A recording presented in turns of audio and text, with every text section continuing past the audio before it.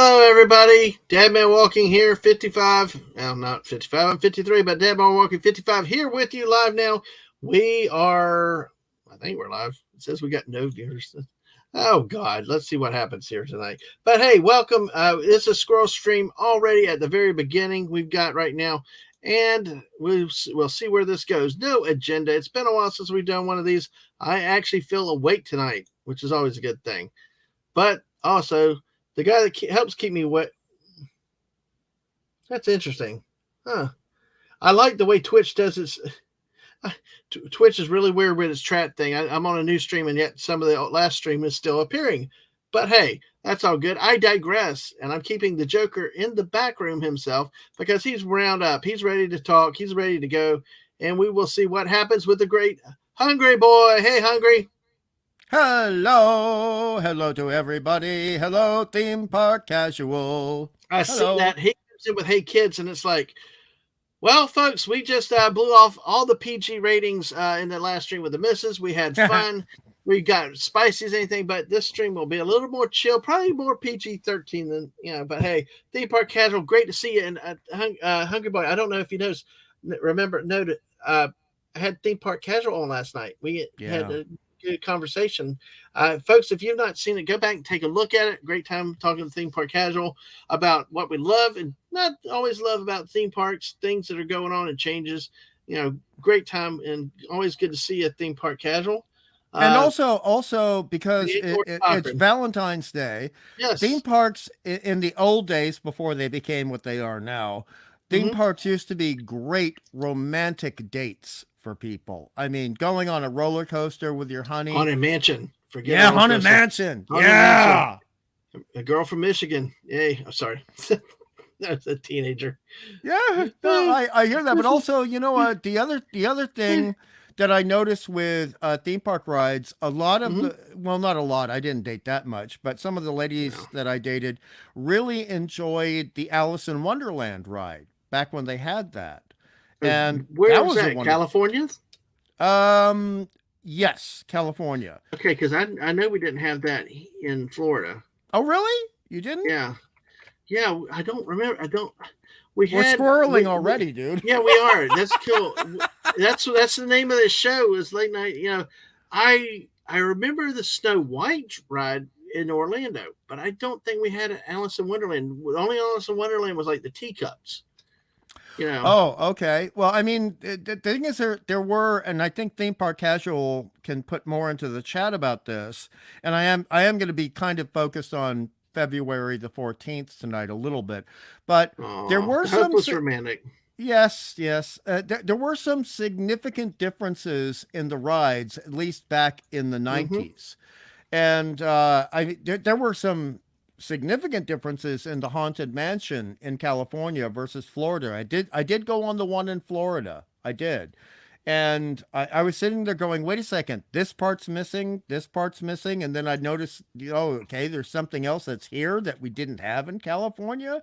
And then I actually talked to somebody at Disney about it. And they said, well, we have catered to the different tastes of the regions. And that is what they said. And I thought, okay, well, that's interesting. Oh, really? Yeah. Wow. So there were things that California would be happy with that they were afraid might have offended people more traditional, shall we say, traditionally minded. And then they had certain aspects of it that you did not see in California. And this was something that I was warned about when I was talking to a guy who had tried to make it in comic books but didn't make it. So he became a decently successful animator at Disney.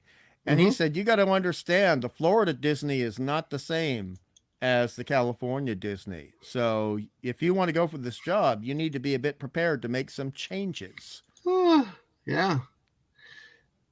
Hello, Manny Uncanny. Hello. Let's see. Let's go ahead. Manny Uncanny is one of our newer members. Hey, good to see you, Manny, again. Also, as always. What's so funny was that I don't know. Part of me is kind of we just got off the date night, the Valentine's special with the missus, and we Mm. threw all of our filters and we went pretty much all adult in for that stream, and it's like I'm coming back and we're talking nice happy things. It's like I gotta clean up. I know it's a bit of a head swivel, isn't it? Bit of a That head swivel. it was all fun, guys. It was all fun, and also go back and watch that. It was a blast. Mm. But yes, theme park casual here, Manny's here. So, and theme parks mentioned, yeah, the mansions were different. Thank you. Florida has more scenes. I know that the castle obviously is one of the biggest difference. So, oh, Manny said that was a funny stream. Well, Manny, sometimes we have to just get up, break out, and let everything go wild. You know, and it happens. So, love the Burger King joke. Yeah. And also, you know, sometimes it's going to be Police Academy 1. Sometimes it's going to be, Police Academy Miami Beach. Miami Beach. Like, there's humor in there, but it's not, we're trying to be funny. We're not trying to be the risque, showing your boobies for the first time. That was actually, I think, the first movie that I ever saw boobies in. Really? It was the original Police Academy. It was either that or Death Race 2000 when my dad had it on one of the local independent stations at the time.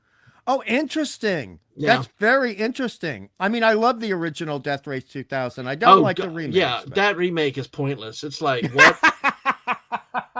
Give me a bad Sylvester Stallone with a bad accent and a car, you know. Give me that any day versus that remake. I mean, that remake was not even like the spirit of the original. No, it had none of the spirit of the original at all. Yeah, it's just like all the modern technology, all these gangs together. The whole point is you had these little independent teams in this part of a rebellion, and it just the focus was on Frankenstein, and they turned it into the Warriors, dude. That's not what Death Race 2000 is about. Death Race 2000 is about, yes, the world has gone to hell. We don't care. We're gonna have fun and see if we can survive to the end. You know, and this to Buddy Hepburn is here. Buddy! Hello, Buddy. Hello, Buddy. Oh, we're good. Buddy's here now. I would have wondered what Buddy would have thrown down on the last one, but with the misses, that was a funny show. But hey, we're squirreling already. See, we've already probably hit 3 different topics right there. And of course, we're talking about theme parks. We jumped to Death Race 2000. That, for somebody like Manny who's new to the channel, this is what happens with these late night streams. We call them the squirrel streams, which of course you see our mascot, the squirrel, in the background. Is we will jump tree to tree, nut to nut, and hit so many topics. One time it took us 3 streams to complete when we wanted to talk about cereals, and we covered like 20 topics. So yes, it was crazy. Yes. So go ahead. Buddy brings up a very good point there. Okay, let's come back to Buddy's point. Just one second.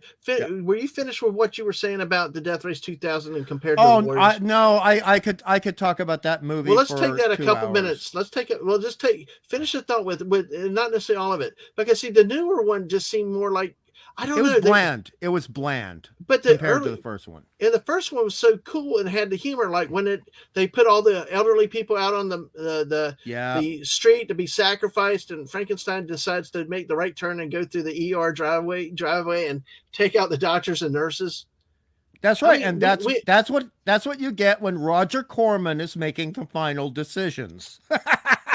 Oh, good old Roger Corman. Well, what is significant about Roger Corman? What else has he done that we may remember him from? My God. Well, he's done Night of the Blood Beast. He did all the 1960s Edgar Allan Poe films for AIP. He did It Conquered the World. He did Teenage Caveman, which was featured on MST3K. I mean, the guy basically is considered the godfather of exploitation films, and he created the 3 B's that Joe Bob Briggs used to repeat all the time: blood, beasts, and boobs. Have those in your film. But don't do it in a way that's going to get everybody up in arms and picketing your movie. But basically, have something in the film that can draw you into it, and then don't shy away from that. And the original Death Race 2000 did not shy away from it. Look at all those wonderful cars they had, and all the accoutrement of the cars that they had. And they had characters. I mean, the people driving the cars actually had themes like wrestlers. Just like wrestlers had. Well, even the victims also did. Remember, there's the one scene Yes. with the guy with the bullfighter. Mm. And he had the car. I don't remember if it's Stallone's or whoever's car. With the bull is the one that took him out. You know. Yes. They made the connections. So fantastic, and they had it is technically a nude scene. They had a nude massage scene. Massage, yeah. Yeah. You know, when they're taking care of the drivers, because the drivers are making so much money for everybody. And it was even though reality TV did not exist at that point, that was actually Corman figuring out reality TV would be coming down the pike. So there's a bit of smartness to it as well. Whereas in the remake, it just seems like, okay, you guys know a little bit about the original movie, but you didn't actually bother to watch the original movie, did you? No, you didn't bother. Look, if you're going to make a movie that's iconic and cult like that, you need to have some anchors in the original. You really do. Yeah. So, and if you're going to make an original cult film, you have to have the nads. You have to have the testes. You have to have the golden egg, so to speak, to put that out there and just let the public decide. Yeah. Not worry about, following in the footsteps of somebody else. And Death Race 2000 is a very unique film for Mr. Corman, and he's had a lot of unique films. We need to probably see about reviewing that or talking about that one day. I'd be happy to. I'd love to. Be the list of movies that we have to talk about. Golly, my anime list is backlogged. My everything's locked. We need to set up a calendar and get to them, right, so we can catch up with them. But that would be fascinating to talk about a movie like that. I'd love to. I mean, it's a film that why not? It's a film that some, shall we say, modern taste people have a problem with, but I don't. It is a parody of America. You can't really complain about Death Race 2000 unless you're going to complain about All in the Family, which was also a parody of 1970s America. They're kind of, hand in hand, hip to hip. And at the end, you still have a satisfying ending to a film. Exactly. You really do. You did. And I mean, the stunts, this was all physical. No CGI in that movie. CGI did not exist. Amazing film. Nope, not at all. It was really, really cool. Because I the more modern one to me was it was just Death Race 2000 in name only. Yeah. It had none of the humor, none of the comic and geek to it. So, all right, well, let's jump back to the theme parks real quick. Since we kind of did with that, because to go back to Buddy's point, we got a lot of theme park guys here right now. That WDW is longer, but Disneyland's stretching room is an actual elevator. Yes. So I did not realize that. Because I always having been the one in Orlando, the way they do the walls and the walls go up, it feels like you are in an elevator going down. I mean, I guess that they're lifting something up or creating the illusion like you're going down, or the room's getting bigger, it is really, really cool. But I don't know. Have you been in one of the Haunted Mansions? I have been in both Haunted Mansions. Okay. Oh, even Orlando. Yes. As a kid, I freaked out. I was like looking at his picture, like the ballerina on the wire, the rope. Oh yeah. Breaking above the gators, just sitting there. I mean, as a kid, like, oh my poor people, and like, I was emoting for them, and like, all these different ways to do it, to pass away and stuff, and I'm like sitting there thinking, oh my gosh, and it just, that really is one of the more immersive rides that I liked. That I did have to grow to like it though, and usually, and it's probably when I got married that I really like to do that because like I said, it's Valentine's Day. You wanted to get mushy, I'll get mushy a bit. She's not here right now. So the missus, there's so much that I've learned from being married over 28 years. And I will tell you, one of the things and one of the reasons why I try not to go on rants and stuff, especially politics on my streams and all, she told me a long time ago that, you might win every argument. You might be right with every fact, but the way you carry yourself, the way you talk to people, they would tune you out. So, and that's why when I have my rants, I try to be fun with it and stuff like that, because, I want to win an argument with the battle of minds, just use logic and stuff like that and things like that. And I extend it to you. Asked a great question about what musicals do we have that we like. Mm. I would have never watched friggin' Les Miserables, and I keep calling it Les Miserables just because I like to be difficult or different, and Mm. it just. But I've grown from her and gotten. I say class, like I said, the Mm. refinement. She looks at me like, "Quit, you just stop. You're laying out too thick." But it is. It's like some of the movies, like watching. I kid you not, she does pick better movies than I do. Her movies are just the way she picks the movie, without a doubt. She says she's not a horror fan, but she picked In the Mouth of Madness when we Mm. were dating, and since then she keeps picking good movies that are And she loved Trilogy of Terror yeah. too. And see, and other things that we got, and she makes fun of what I think. But like the Haunted Mansion was always one of the rides, even before we had Mm. kids. She wanted to do. She Mm. liked it, and it was the ride that I didn't like. Just, but you know what? As I Really? did more. No, I didn't. The room, the characters on the wall scared me Okay. because I associate it with death and stuff like that, and these Mm. horrific ways to die. And Mm. ghosts. I did not really enjoy it for the levity of being a ride or entertainment, because I think Mm. Disney did a good job with that in a funny way, and they had it with the tombstones and all that stuff, and then it's scared, but then you know come hang out with her and think, hey, I like this, and I go. That's where I start liking some of the musicals. I've even told her, what Fathom Events, we talk about Riff Tracks, but Fathom Mm. Events has a lot of classic movies that come out from time to time. I Mm-hmm. tell her, you want to go to one, let me know. Let's do it. If there's an opera you want to go to, let me do it. And Mm. all this stuff, I'll go with you. But as I've gotten older and matured, especially with having her, it's allowed me to grow a little bit in some of those things. And Haunted Mansion was a ride I would never go on before. I did once as a youth with some friends and stuff like that.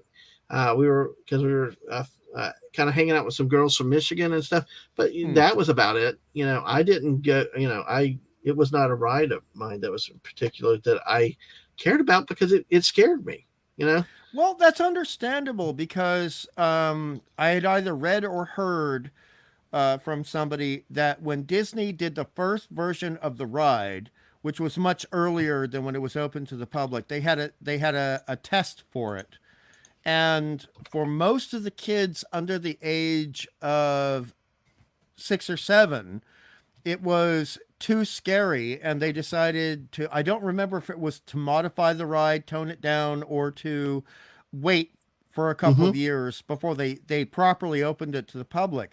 But it was a very frightening ride. Now, it wasn't a frightening ride to me, but it was. I mean, it was a frightening ride to my cousin who was Mm-hmm. when I was a kid. Right. Going along with me. And then when I was in my 30s and I encountered the Floridian version of it, I was just looking at the art form of it, being a Mm-hmm. 30-year Right. old guy. And but as a kid, I have to admit it never really frightened me. But Mm-hmm. because as I said, I bounced back and forth between countries a lot.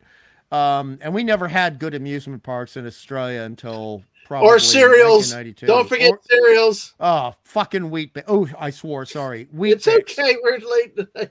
Okay. That's how much you love the cereal, Hungry. Yeah. We need to get the. I need to get the clip. Hungry boy, you are fined 3 credits for violation of the verbal morality code. So true. But the thing that was wonderful, like you said, Yeah. immersive. For me, it's a real storytelling ride because all of those ghosts have stories, Mm-hmm. and Yes. I mean, I was so amazed at any age. I've probably been on the ride about 7 times in California and probably 3 times in Florida, Mm-hmm. and when you get to the dance hall Mm-hmm. sequence. Yes. Yes. Oh, and all those ghosts are dancing and Mm-hmm. swirling around together. And at the same time, just before or after, you have the little popping up heads coming up from the gravestones. Mm-hmm. Oh, that's just amazing. That's amazing. But you have other rides that are equally storytelling, but not as scary, such as Yeah. the Pirates of the Caribbean. That is also a fantastic ride. That's an See, well, I amazing will tell you experience. though, and we can talk about this a little bit more because I know we still have theme park Buddy and Manny and Hmm. others that are in here, and maybe some lurkers. Hopefully, share the stream out, folks. Let's get more people in here. We are at 581 subscribers. We're so close to getting to 600. And like I said, last night, Theme Park Treasure was great and had a lot of his people came over and some new subscribers last night. And thank you, everybody, for your support. But like with this theme, one of the biggest controversial things, of course, I've never been to the California Disneyland. But one of the biggest controversies was when they had the thing about pirates. All of a sudden, we would place 20th century values on 18th century pirates, and instead the women are chasing the pirates instead of the pirates chasing the women. But you know what? I will tell you, I did have problems with that as a kid because I'm like the realism of the situation. And in some ways, I will say my family, my sister who's about 10 years older, my parents, they loved it and all this stuff. Maybe it's a history part of me, but there was always part of me as I was younger, growing up and learning. Part of me always was bothered by that part of the ride with, well, what are they going to do with the women when they catch them? And understanding realism kind of hurt me with enjoying it when I was younger because of the realism that I associated with it. Now I'm probably odd and unique and different with that, but that's how my brain thought it. And it may be because of the history, the study and things like that. So, but I never approved with what they did with before well, we're going to change it for sensitivities. Well, no, I mean, one's more realistic than the other, So this other is funnier. This other is kind of funnier, but it's not realistic. Go ahead. No, I was going to agree with you, but it works backwards with me. So I did not know the history when I first went on the ride. So the guys chasing the women just reminded me of like my uncle chasing my auntie around the room after a couple of rums and a good, Valentine's Day. And sorry, like I said, I'm deprogramming coming down from that high earlier. Okay. You know what I mean? So I did not understand what the physical reality historically was going to be. I thought it was going to be a kiss and a smooch and I'm going to marry you and you'll be my pirate queen. Yes. That's what I thought as a kid. And then when I learned about it, then I'm like, I'm not too sure I'm okay with this anymore. Exactly. No. I'm going to hit Manny's. I'll get back to Buddies in a second. But Manny, Walt designed the attraction this way. It was the last attraction he saw to completion. Yeah, and I do agree. They should not have changed it. It was just as a kid, as growing up, there were elements that were different. But as I got an adult, I appreciate it. And yes, absolutely. That is one attraction that should have never been changed because it ruined it. It was like, what's... because I went the other way with the realism. It's Johnny out of step with everything else being in keeping with old pirate culture. Well, you say Johnny, and then you say Johnny, and then God forbid the mouse has to throw Johnny Depp into it with the what's his name, drunk pirate guy. Which was not to me it's a character for a movie, but it did not fit with the theming of like the original ride, which was just pirates in general. And stuff like that, not just one self-interested guy running around, and then of course Legolas running around after him with the girlfriend. Legolas, the world of ghosts and demons and stuff like that. Yeah. So how old were you when you first went to your first Disney World? Whoa. Were you like under 10? Yes, I'm trying to think. Probably with my parents, with I would say probably 5 or 6, maybe. Okay. Not Standard many age? often. Not many often. So otherwise you could say change, don't be cheeking. Yes. Yeah. But I'm going to come back to Buddies in a second. I was probably I want to hear about what Buddy has to say about this. This is interesting to me. And he also talks about Snow White. Right. I want to come back to that. That's what I'm talking about. See, folks, we're on theme parks, and it just happened naturally with us. So, nothing says wonderful like Lisa popping in at a moment's notice. Lisa! Hello, Lisa. Happy Valentine's Day, Lisa. Happy Valentine's Day. Yay. It's a party now. The missus, and if the missus may join us again if she can get some stuff done. She's busy working. Lisa, how are you today? Get in here, woman. I'm good. Yes. Send her a DM. Tell her that. Yes. Nothing like peer pressure. Nothing like peer pressure for that. So, But yeah, any good food today? Any unique creations? No, but I kind of wanted to get in on that Disney theme park Oh, good. experience you had as a Sure, go kid. ahead. Yeah, No, yeah. you finish your. Well, it just some of the realism went with it to me, and like I always. We moved beyond that now. Hungry Ass we went 5 or 6, and we went with our parents. We always, of course, stayed on property because they were only the big hotels were back then. We drive in, and we are one of the craziest things I always remember the ticket books. Oh, It was almost like a a fair where you had to buy the ticket, go there, Oh, get in, then you had to buy the tickets, A ride, E rides, all this stuff, and things like that. Those are things that I remember. But honestly though, there were rides that my family really loved, like a couple of the ones that I did not really care for, and maybe it was the age. I thought I tweeted the stream out, but I don't see it. But anyway, did you have the Matterhorn in Florida? No, we didn't. Not in Florida. But see, like like Buddy said, peg Legolas. Ouch. But like Dad and Buddy have pointed out Snow Ride. Snow Ride Adventures usually ranked as scariest by polls, more than Haunted Mansion. And and I can see it, especially when the witch turns around with Apple with that big nose and the wart looking at you. It's quite scary, when you're younger. And that was interesting to see back then. So, I was a little more afraid of the theme parks back then, especially with those type of rides. I didn't find the Haunted Mansion scary. Well, it had spiders. It had spiders in it too. So yeah, with spiders. Remember the really long lines, and it was I don't know. The lines were scary. The lines were scary. Yeah, but see, the thing is, Lisa's a Kryptonian, so it's going to take a lot to scare Lisa. Oh, hungry. Well, I went with my parents to Disney in Florida when I was like 5 or 6, and we stayed at the Contemporary, so that was cool. Oh yeah, with the monorail. Yes. Yeah, and I don't remember the tickets, so this was like mid-70s.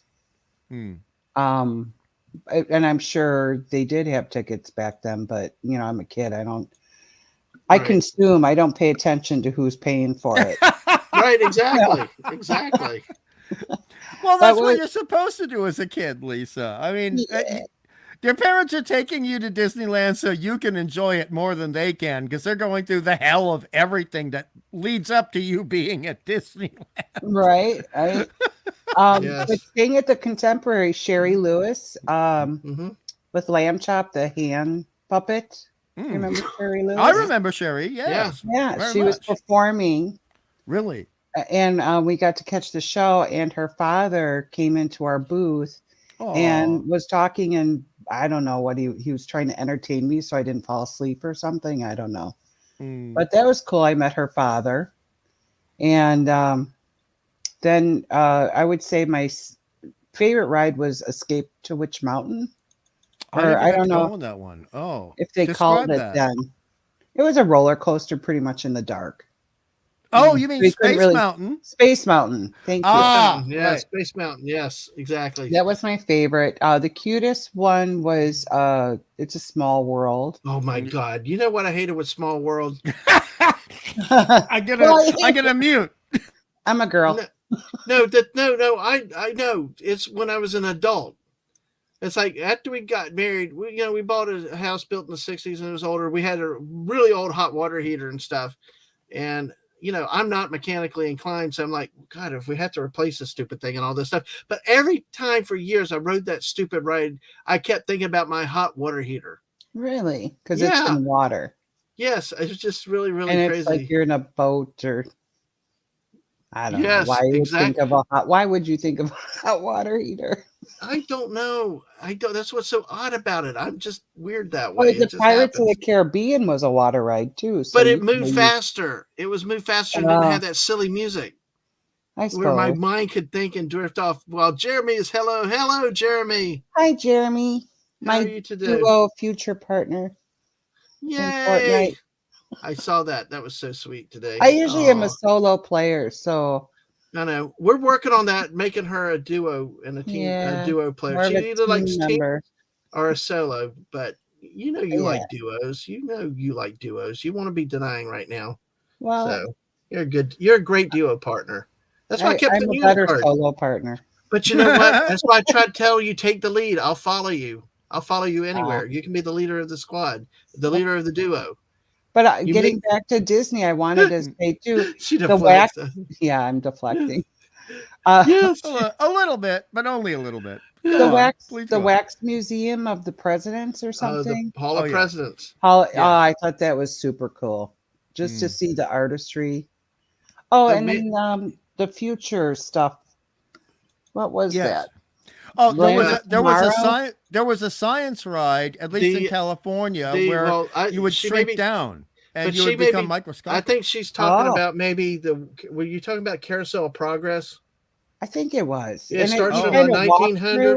1900s. Well, you sit there and you turn in a turn. You sit in the chairs and then they spin you in this circular building thing, and Okay, then you see like the 1900s, the 1930s, the 1960s, and then mm. quote the modern day. I remember Which, that. yes, that was one of our favorite ones to get out of the heat in the summer.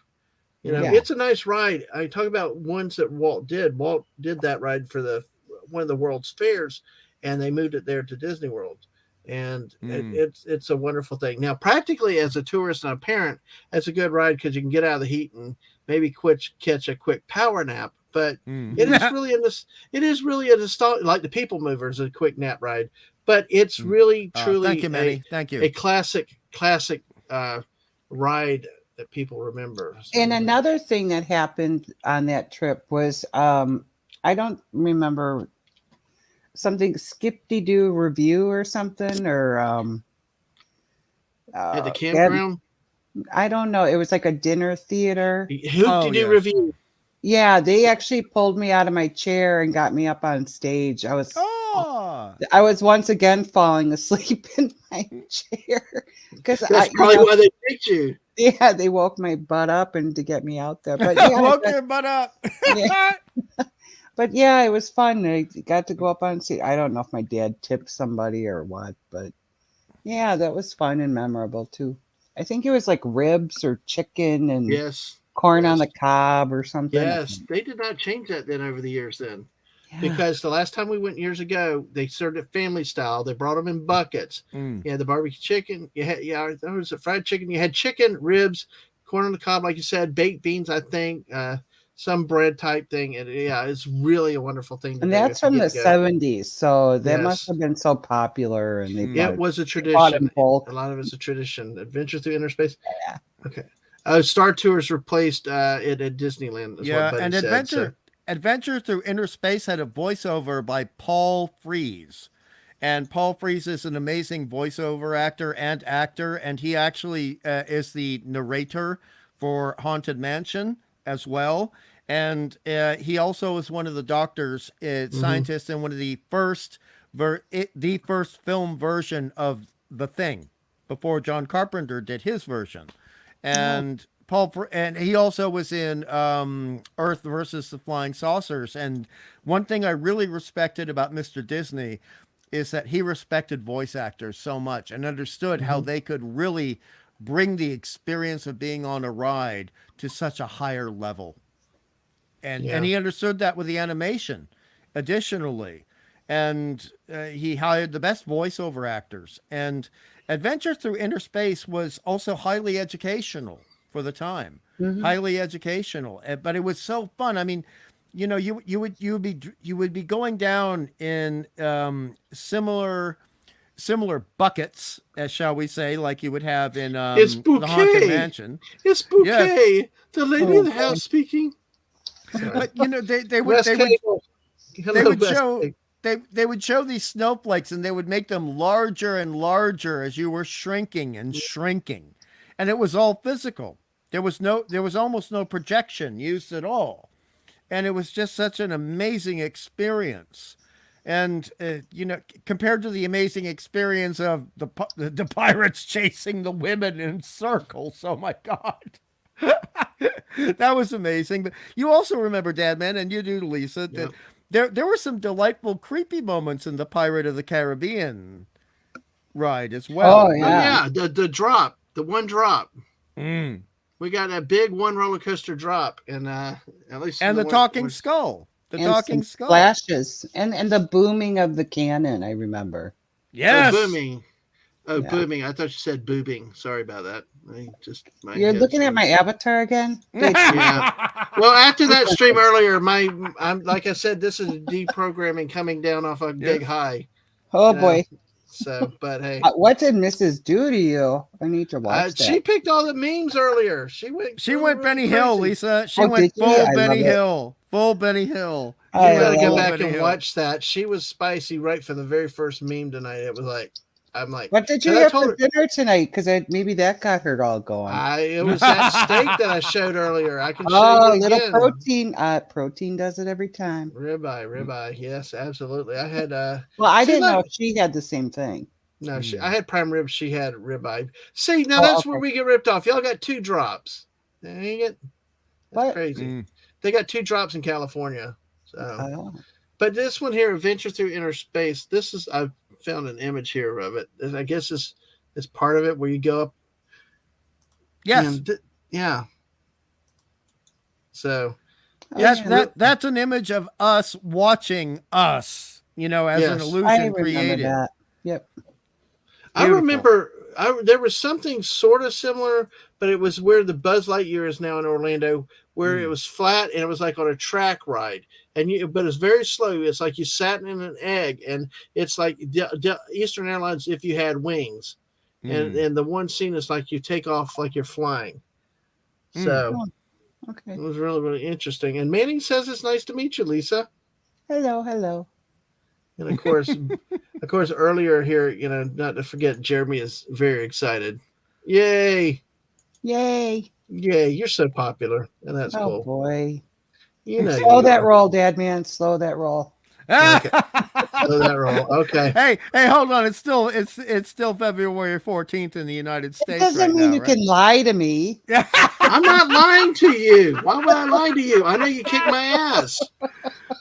There are 2 women that I'm really afraid of in the world. 3. Our friend Daisy Blossom, the missus, obviously, and you. I know you'll hunt me down and kick my butt. So yeah. Oh. I know not to. But I don't do that. No, I know you don't. But it's fun. I played soccer. I'm used to balls. I'm sorry. And you're a golfer. You're using a club. So. Sorry, that was bad. It's all good, but hey, I guess this is an artist animation of how this almost looks like what Spaceship Earth became. Yeah, if this is very same ride. Cool art and imagination. I love it.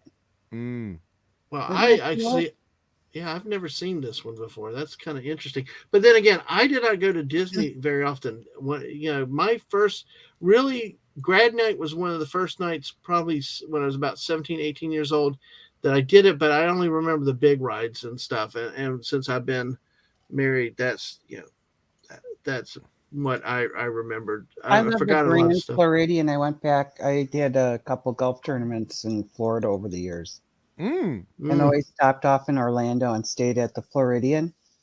And one year, my parents were there, and I think Universal. No, not Universal. Whatever. What is attached to Disney, or maybe it was the separate park Universal we went to. I don't remember. It was in the 80s. Sorry. Maybe Epcot, because that's the one that had science and technology. It has the countries. Yeah, I'm not sure. I think it might have been. Would Universal have been around in the 80s? No. Universal started probably. Well, if any, it might have been late 80s, like 89. I can check on that. But that it was not about right, because I was in college then. Let me check. Look at that beautiful blue, Lisa. It's so shiny. Yeah. A perfect cerulean blue. Lovely design. Cerulean blue. It's an artsy fartsy term. I apologize. It is. That's okay. Basically, cerulean blue is the out of the tube color you would do for sky blue, and it's just it's a gorgeous color, and I don't know what the hell this thing is in the middle, that it looks like candy's attached to a string, but I love it. Yeah. June 7th, 1990 is what I'm seeing. 90. Okay. One day before my birthday. Hey. Yeah, it makes sense because my mom was still alive. And so we went there. My dad was actually, you sit in the theater and they put the camera or ask questions to certain people, and my dad got like roasted. Oh no! And it was so much fun though because he was really good at it. But yeah, automobiles. That's great. Yeah, but I will. Fun experiences though in the parks in Florida. Really, really. I said the Omnimover. All right, those were called the automobiles. Yep. But have you been to the Floridian, Dadman? Yes, we've stayed there only once. See, it's honestly a hotel. It is gorgeous, but it's really a hotel we've never been able to afford. We did it once.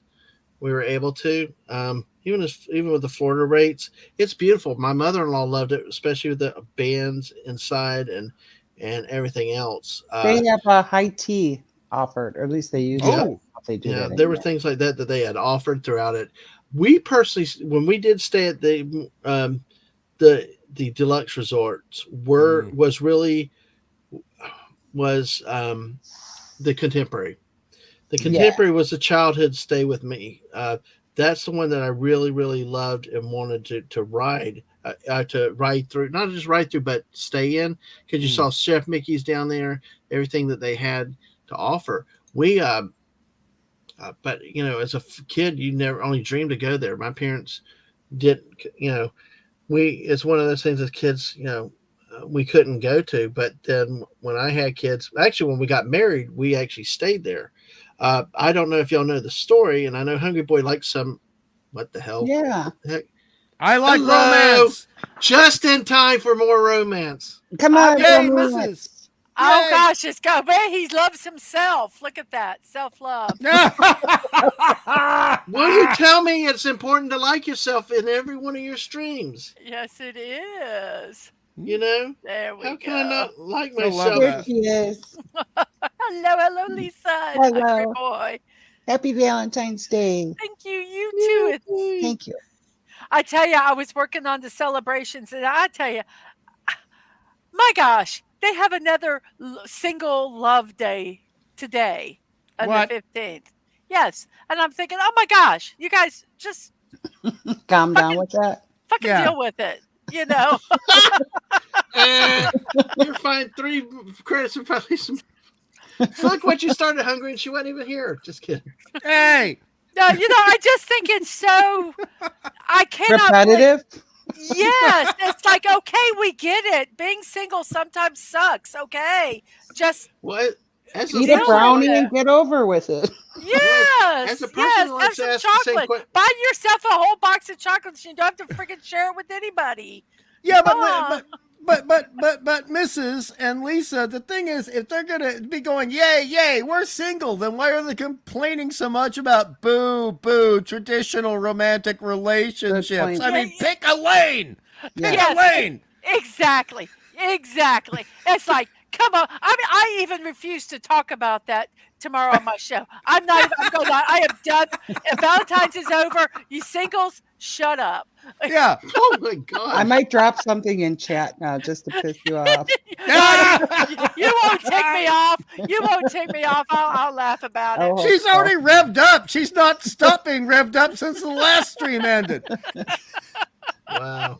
I see it now in chat. I'll write, isn't this another singles holiday? It's Single Awareness Day. Yeah. It's actually called Single Awareness Day. Oh, for crying out loud. Just tell me about it. Wait a minute, Lisa, if we're single, how can we not be aware of us being single? No, the point is that everybody else knows it too. Oh, you mean whining. Okay. It's about whining. Okay. Yes, right. Exactly. Yes. Wow. Oh my goodness gracious, I'm not going to whine about being single. I get to keep all my chocolate mints. Exactly. You get to keep it. You can have more money, for clothes and more money for food, the good food. You don't have to skimp on that because you have more money. You can buy the nice clothes. You don't have to buy the, little lesser price ones because you have to, save the money. Nah. I can also, guarantee that their sales on February 14th are way higher than on the 15th for that stupid solo whatever contraption they got figured out for tomorrow. I don't want to know. After the jokes all that you of guys these were national making, days are to inspire people to somehow do something or spend money or. Let's not talk about solo contraption right now, Yes, Lisa. no, I will behave. I will behave. You're the one that seems to be bringing that up. I didn't mean to bring that up. No, I mean hungry. Yeah, you keep bringing it up. Well, I have family members that talk about their friend Bob. Oh dear. Oh boy. Yeah. Well, and the first two words are battery operated, and the last word is boyfriend. Battery Bob. Battery Bob. Oh, like Smiling Joe Fusion from The Simpsons. Alaska Jeff walks right in. You walked right in. Oh, so sorry. I will behave now. I have no more badness. Something stupid, and Mrs. just went away. Listen, this whole show I've been having a detour and turn back around because Hungry's been like understanding because I keep trying to gear myself down. Let's stop self-pleasuring and talk to Dadman. Well, it's got to see. We did 2 hours earlier. It can't last more than 3 hours. Otherwise, we need to see a doctor. So 4 hours. 4 hours. Okay. Well, we were actually talking about some of the theme parks and some of the memories, Mrs. And Death Race 2000. I love Death Race 2000. Well, we'll get back to that here. But Buddy had brought up a point about how scary. Actually, let me finish two stories first. He brought up about how scary Snow White is conceptually and how people view it as one of the scarier rides that are out there. I was just about to talk about, Lisa talked about staying at Grand Floridian. What did you, and I'm going to talk about a contemporary thing, but like Grand Floridian, what did you think when we stayed there? I think we stayed there once, maybe twice. I liked Grand Floridian. Yeah. I like that's the one that's kind of like the Victorian. Yes. I like that one. Mm-hmm. I thought, but I consider it more of a I consider it more of like the grown up hotel, whereas the contemporary I consider kind of more like the family hotel. And I don't know why I really think that. Because we took our kids to watch Somewhere in Time with Christopher Reeve. Oh, great movie! And then stay at the Floridian, and then you'll. Do you ever see that movie, Somewhere in Time? Yeah. Oh no, I love that movie. And Lisa and Mrs. Dadman. I also include you, Dadman, but this is mainly for the ladies. Would you not agree that something that is more Edwardian or Victorian or Art Deco is a more romantic setting to stay? I'll be right back. Yes, baby. But I'd rather go. I'd rather do Baroque than I would do Art Deco because yes, Baroque linear for me. I don't really care for it. Yes, Baroque. I love Baroque. I prefer Gothic Baroque, most. Don't fix it. Yeah, nice. Yes. Nice. But Mrs. Dadman, you and I have talked about this. Never Rococo though. Never Rococo. Too many gold babies. I don't like having gold babies everywhere. I don't like everything stare at me all the time. Yes. I know that I'm being watched all the time anyway, but I just don't want to physically see it, you know. Especially not some little toddler with wings and, a bow and arrow. And sometimes they're creepy looking. They are. No, they're always creepy. Yeah, they are demonic looking. Yes, they were. I heard you. Wait, I heard you. He's giving me some chocolate. Oh. Okay. Oh, that's good. Valentine's Day. That's good. I like that. I approve. Unless it's white chocolate. No offense. No, it's dark chocolate. It's dark chocolate with some kind of nuts and sea salt caramel in it. Nice. Yes. Not good. Caramel, sea salt. There's no caramel in it at all. But my youngest came through and said that Pop Century was the goat though. See, to me as a kid growing up, I always wanted to go through them. I never thought I could ever afford to stay at the Contemporary. And what happened when our kids were younger, and it was great for stroller walking and stuff like that because you could walk there. So many things with them at their age was just perfect with the timing. But I tell you, because after 9/11, the rates dropped so much. Well, even before that, you could really afford it quite a bit. What Dadman, well, he kind of knows, but I think he kind of forgot to. I busted my butt to get those rates because living in the state, they have Florida resident rates, and they have so many rooms that they set aside at more of a discounted price. And when the kids were little, when we went, the way that they would do it is that they would charge you whatever the first rate was. Yes, porcelain-headed dolls are creepy. I agree. Yes, they are. But let me say hi to Liam Graywolf for a quick. Hey, Liam! Hey! Hello. Great to see you. Tell your mom hi tell your mom hi if you're with her. So, and Real Wade Nation's here. Hey. Oh, hello. Well, Wade, yeah, thank you. You're awesome too. Hey, share it out. Get our word out here. Everyone is awesome. Help me get to 600. Help Mrs. get to 200. Yay, we're on the march, guys. But yeah, I'm sorry. But what we would do is at that time, whatever the first rate day of your stay was, that's what you got. You paid the entire stay. Nice. So we had where they had the really cheap rates, and then right beside it was the really expensive rates. Okay. So I would get the last day of the cheap rates and book. That would be our starting day. So that would be our price. Oh, smart. And then you get that room, you get that. And then when it comes time to get the Florida resident rate, it's like, I can't remember how many days out. You kept calling and calling until you said, are they open yet? Do they have them? They said, no, we don't have them yet. I'd call every morning and every night. Do they have the rates yet? And when they had the rates, it made it even cheaper. So we would stay Christmas week. Oh, wonderful. At budget rates in the Contemporary Tower. And then they kind of caught on and changed that where it was, it was the weekend. Of course they did. Yeah. But, so we got to stay wonderful times and longer times because of that. And, and I busted my butt to get those cheap rates. Except for the one time I had to plan the trip, and that was on our honeymoon. Yeah. And like I shared last night, real quick for people that might not have been, we were nervous because they didn't have our room ready twice that day. You're like, holy crap. And you were ready to go. It was your honeymoon. I was so angry. I was so angry. I mean, I was ready to say. Poor Dadman had to sit in the lobby and wait. No, we did go to the theme park, but then we came back and had to sit in the lobby and it was like, well, what's going on? And, and actually, because they were in the outlying rooms, for whatever reason, they made the honeymoon suites were in the outer wing rooms. But no, they moved us up to like the 15th floor and they like put us up there. My first question though was, is it still the same rate? Because folks, this truly was like, we have about 1,000 foot square house.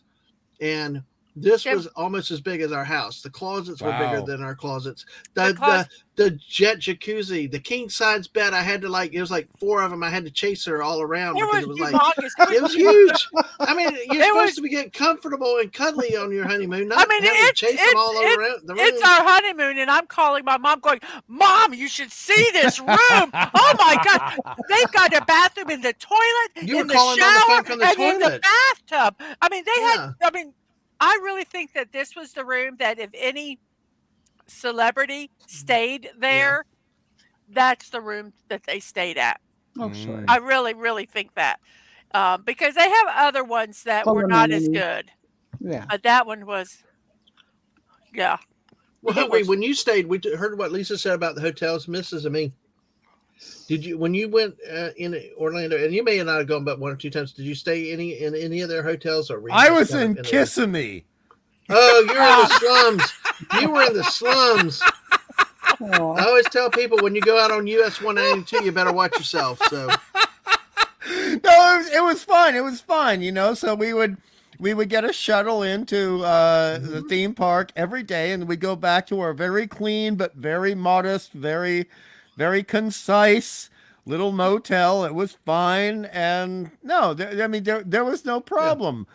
But because I wanted to see some shows and go to some events as well, so I had to budget. Right. There was the extra stuff I wanted to pay for, so I had a choice of big fancy hotel room or the shows that I really wanted to see. Yep, understand that. When I was going, before I met Dadman, we stayed at. It was not one of the on the monorail lines. It was a park. It was a Disney park, but it was not. You had to shuttle in, and it wasn't the one. They don't. It's just a regular hotel, but it was Sherlock Holmes themed when we went. It was so cool. But we would get in the shuttles, and they were like the shuttle buses the trams that took you to the park. These open things that didn't have doors. They're driving down the road in something similar to that, taking us to the park in it. Yeah. It was wonderful. I love stuff like I wish they take I know because of lawyers and safety and some stupid stuff like, people falling out of the trams. The fun killers. Fun killers. Yes. Little things like people falling out of the trams. Accountants. It kind of ended all that, but bean counters. Was so much fun. It was so much. And yes. But yeah. No, I'm not talking about you, Dadman. I'm not talking about you. Yeah, but it costs money when the bean counters. You say you spend much money, then it's a problem. We're up to 14 people watching us now. Thank you. Bucky's is dropping in to leave a like before bed. Hey, Bucky. You have got to make plans because we've talked about it a bit. This is the type of scream for you to scream. Yeah, we scream but I won't promise. I will promise not to talk French and German. But this is the type of stream one night. If you ever want to come on, let me know. Give you a night. You'll have like Lisa or Mrs. and Hungry Boy on just to get your feet wet at trying a stream sometime. And correct me if I'm wrong, because it's Valentine's Day. I mean, does Bucky not have such a kissable face? Look at that face. That is a kissable face. Well, Bucky looks like she could be like a member of our squirrel family, like our huggable little squirrels that we have as our mascot. So, but absolutely. So. That's always great to see you, though, Bucky. And thanks, and take care of all the kids and everybody. We will, and I always thank you for saying hi, but the door's always open for you. Manny says that they stayed at a hotel in Vancouver, and there was a TV in the bathroom embedded in the mirror. Wow. Yeah. See, here's the thing. I've seen those. Those are cool. As a kid, I don't know as an adult, but as a kid, I mean, if you can stay at the Disney Hotel back when they had, the established Disney Hotel in California in the 70s, which you could leave the front door of the Disney Hotel and basically walk about 20 feet and get on the monorail, because the monorail was attached to the Disney Motel. And that was like a little ride getting to the rides. That was fantastic. Exactly. And that's like how contemporary was. Yeah. Yes, exactly. Because I will tell you what, I wish I had cell phones back then like they knew. I would record it, and I'm going to cry, I guess. But some of the best memories I had with the little ones and why I loved staying at Contemporary when they were yet little, because I would take either one of them at whichever age. I would take them down when they're in the huggable age, and I'd just, the parks closed 10 o'clock at night, just walk down there, get on the monorail, and just ride it around, holding the kid. Just, a ride that's more than a ride, just having the memory with the little one, sometimes helping them relax to get to bed too. And, those are things that I look back at, and I'm glad that we were able to have those opportunities. Just holding the little ones in the pajamas and just like, it was really, really cool. That's sweet. It is. And that's the stuff that, just you appreciate, and not everybody can have and happen, but the memories that are made with stuff like that and time together with family and stuff like that. So I just, that the memories keep coming back when we talk these streams and talk about stuff. the stuff that's there. I just wish I had the technology at the time. But then again, I will tell you also. Here's one of the maybe a question I don't necessarily. Maybe we jump into this as a bigger topic. I don't know because I know there's still some with theme parks. So I want to finish with. Maybe sometimes we have too much technology. Maybe at the time, for me at that time, it was better not to have that technology, so to enjoy the moment and the experience. How many times did you tell me to put the camera down? Yeah. How many times when we were there did you tell me to put the camera down? So that you could enjoy the moment. Yeah. So I could enjoy the moment. Exactly. And and it's not like you necessarily remember them all the time, but something will happen. You go, oh, and then that memory will pop in. And I think that is much more precious than, having the camera in front of you. And even if you're there participating in it and you're watching it through the screen, you're not participating because you're watching it through a screen and it's not the same thing. Even if you're right there, it's not the same thing. Well, as we used to say in the place I used to live in, a bit north of where I am now, you bring out the camera to catch the whale, you're going to miss the whale. Mm-hmm. And you know what I mean, Mrs. Yep. Because we would have the whales come by all the time, and the thing is, they only come up for air a little bit, and if you're bothering with the camera, you're going to miss that. You're not going to be there with the whale. Not going to be there with the whale. Alaska Jeff says it perfectly. It's a wall to experience. Exactly. Well said, sir. Well said. Yes. Well, let me not ignore Jess. Jess has slid in here very quietly. I've seen on HGTV for the TV over the fireplace. They did the mirror thing over to blend it in. Yeah, they can do all kinds of crazy stuff. But this particular room was like, God, I mean, the jacuzzi, bathtub. If we had the kids at the time, we could have put an air mattress in the closet and it could have been their bedroom. Yeah. It was huge. Oh, well, tell them about. Yeah, go ahead. Tell them about what? Well, go ahead and finish what you're going to say because I'm going to tell them about the concierge service and the snacks and all. How they had lots of snacks there all the time. You could just walk out and get a snack. Well, I am a cleaner. If I eat off a plate, I have to put it where it belongs. Put it wherever they have their spot for dishes. So I ate something off a plate and I asked the person that was there, I said, where do I need to put the plate? And they go, oh, just leave it wherever you're at. We'll pick it up. I'm like, okay. So, that was really hard for me for the first day. The second day, I was like, just leave it there. They'll get it. I was very hayseed the first day. And the second day was, oh, they'll pick it up. Just leave it here on this table. Yeah. It was like, quickly split. I adapted way too quickly. No, Mrs. Exactly. I'll come back. I see that, Jess. I'll come back to that in a minute once we finish this part of it. So, and I love Jess's avatar, by the way. I think that's a lovely avatar. Yes, exactly. Yes. Yes. Great glasses, great spectacles too, Jess. Really good choice. Oh, well, nice. Everybody says I'm a walking spectacle. Oh, you're talking about glasses. Sorry about that. Yeah. But let me show you this with Buddy Hepburn, if Buddy's still awake, youngsters, dude. But yeah, he mentioned the Snow White ride being one of the scariest. This is a shot from it. I think Snow White terrified my children. Holy crap, that is so different to what I remember. My God, they've changed that. Oh, and they have the Snow White. And they don't have Mr. Toad either anymore. What? No, not in Florida. The Snow White ride, people think it's about Snow White. It's not. The Snow White ride is about the evil queen. Oh. Yep. Is it not? No. And it truly is the scariest thing. It is her story. You going through it. Well, see, that's what my family must have been demented because they like rides like this and stuff. And I was so scared. Well, how do you think I got exposed to Trilogy of Terror? Oh man, it's like, geez. I mean, they like the stuff. This was a little bit much for me, and so you got images like this. I mean, I'm so old that when the original version of the Snow White ride was a whole bunch of black light paintings and mannequins, That's what this is a lot of what that is. It's it had good. the black light and there wasn't a lot of movement in it. There was some, but not a lot.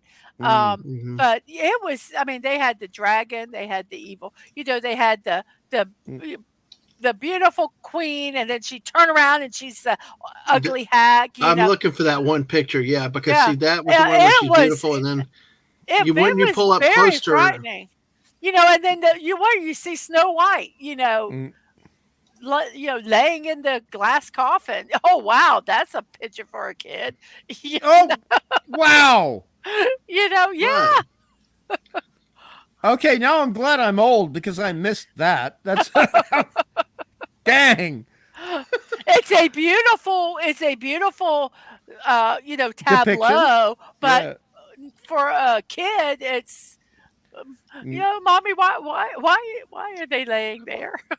And you wonder why your kid is crying as they're out the door. I like what Buddy's saying here. The original is way scarier than that, and sometimes I think the movie is terrifying. Yes, but when you look at this old stuff that would just snap out at you physically on the amusement park rides.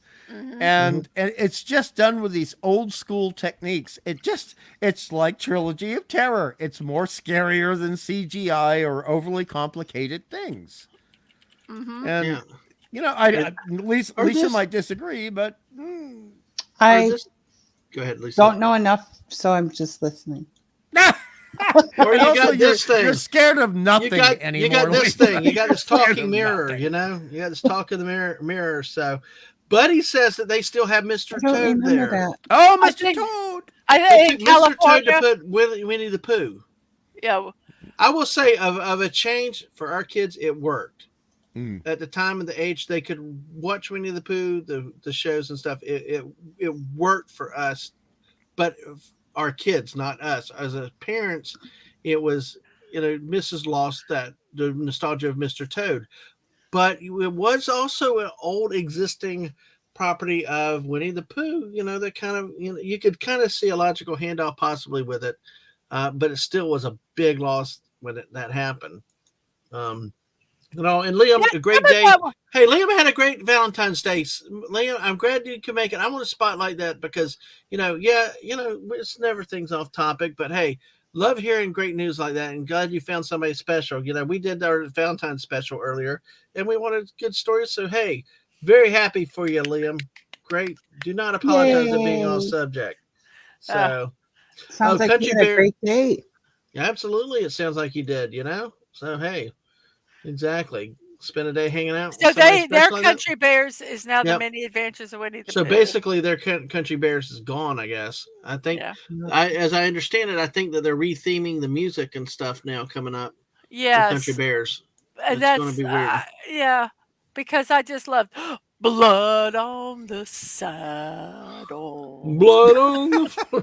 Blood on the floor. Yeah. Oh my God, I love that. Love that guy. Oh, Country Bears is gone. Country Bears is no longer with us. Not yet, but they're going to read. Well, it is music in Orlando. It's going to be. It's for all intents and purposes, it's going to be gone. I think. So. They had they had the very thinly disguised little Lady of the Night bear. Which, dear. Which is probably going to go away. But, oh my gosh, was that the chick hanging from the swing? No. There's the lady with the hanky. Yeah, the lady with the hanky. Gotcha. But, the kids didn't get that, and it was, to me, it's one of those little things for the parents who you can sit in the AC and you can get these little inside jokes, and it was okay. They weren't blatant. There were just these little things, and it wasn't bad. And then they're taking all of that away. That is awesome. One of the things I want to bring up, y'all, real quick, because I noticed this, and I wish I'd thought about it with Theme Park still around. Maybe he's lurking. because I noticed on one of his streams recently, and Buddy can probably talk to it, maybe Manny. In Orlando, everything's indoors. All of your entry rides are covered, even if they're exposed outdoors. They're all covered. They're inside. And you went with Florida weather, but it was interesting. Even Thunder Mountain, you are in a covered AC area for the actual load-in. But I think it was Thunder Mountain in California. You had an exterior entrance and exit to the cars. And as I remember, Small World also had an entrance to the boat indoors. I mean, that was outdoors. I thought that was just it just was like shocking, the difference between the two.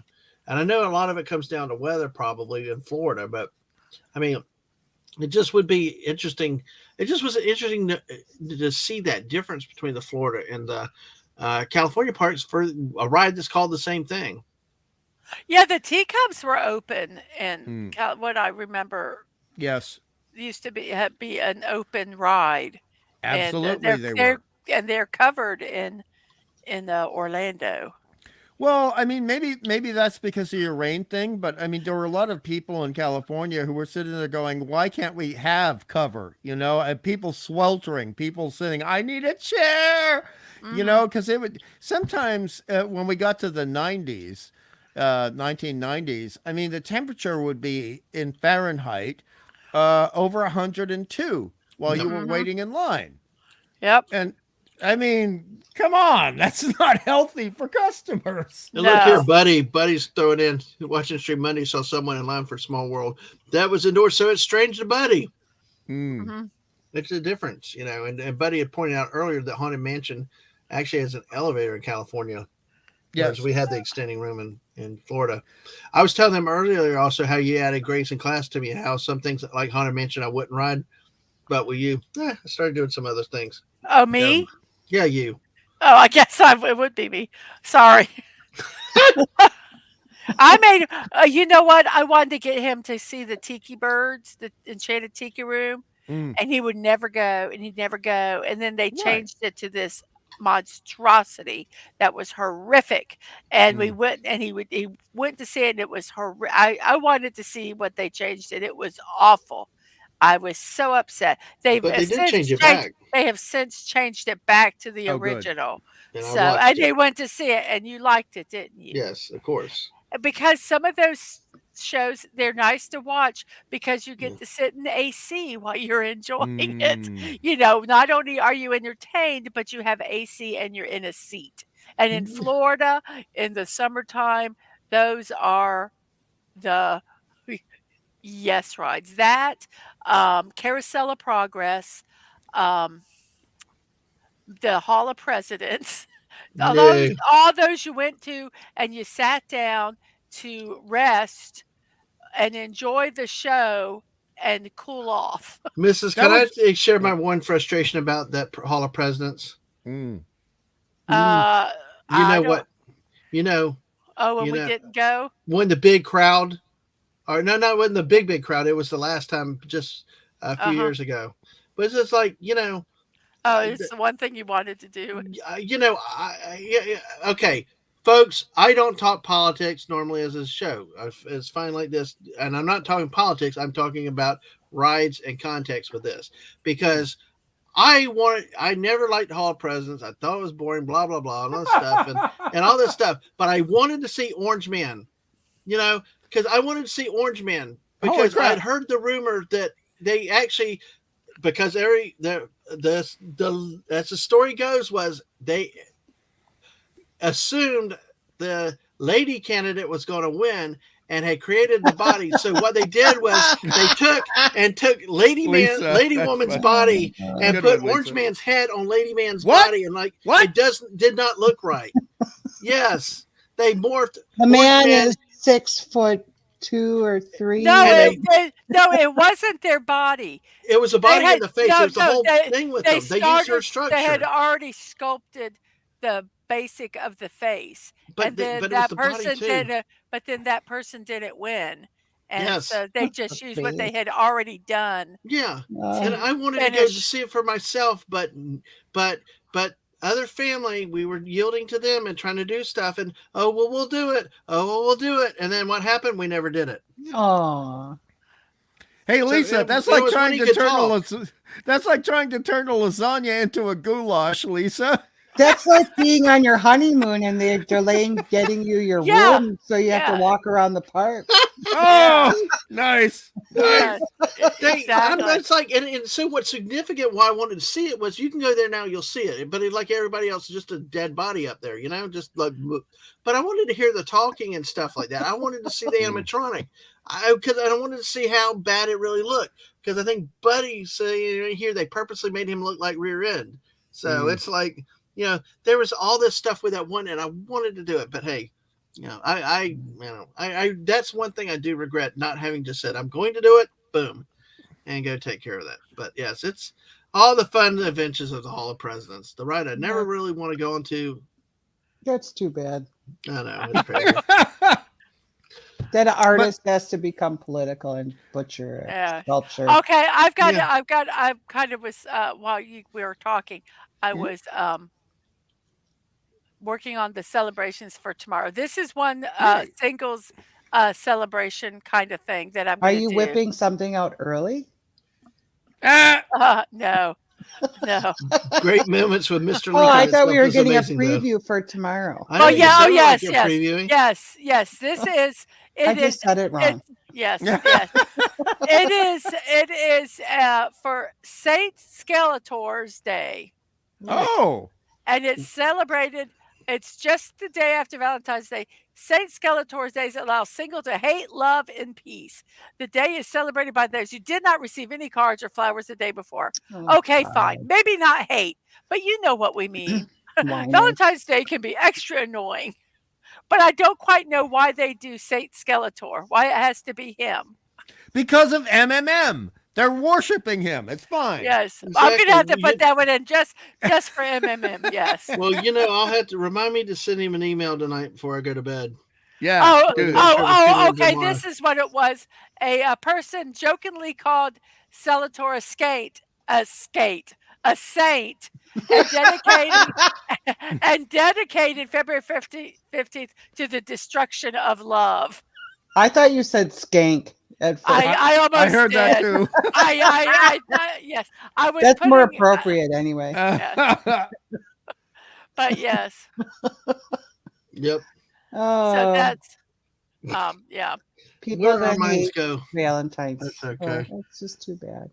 Oh my gosh. People Well, are weird.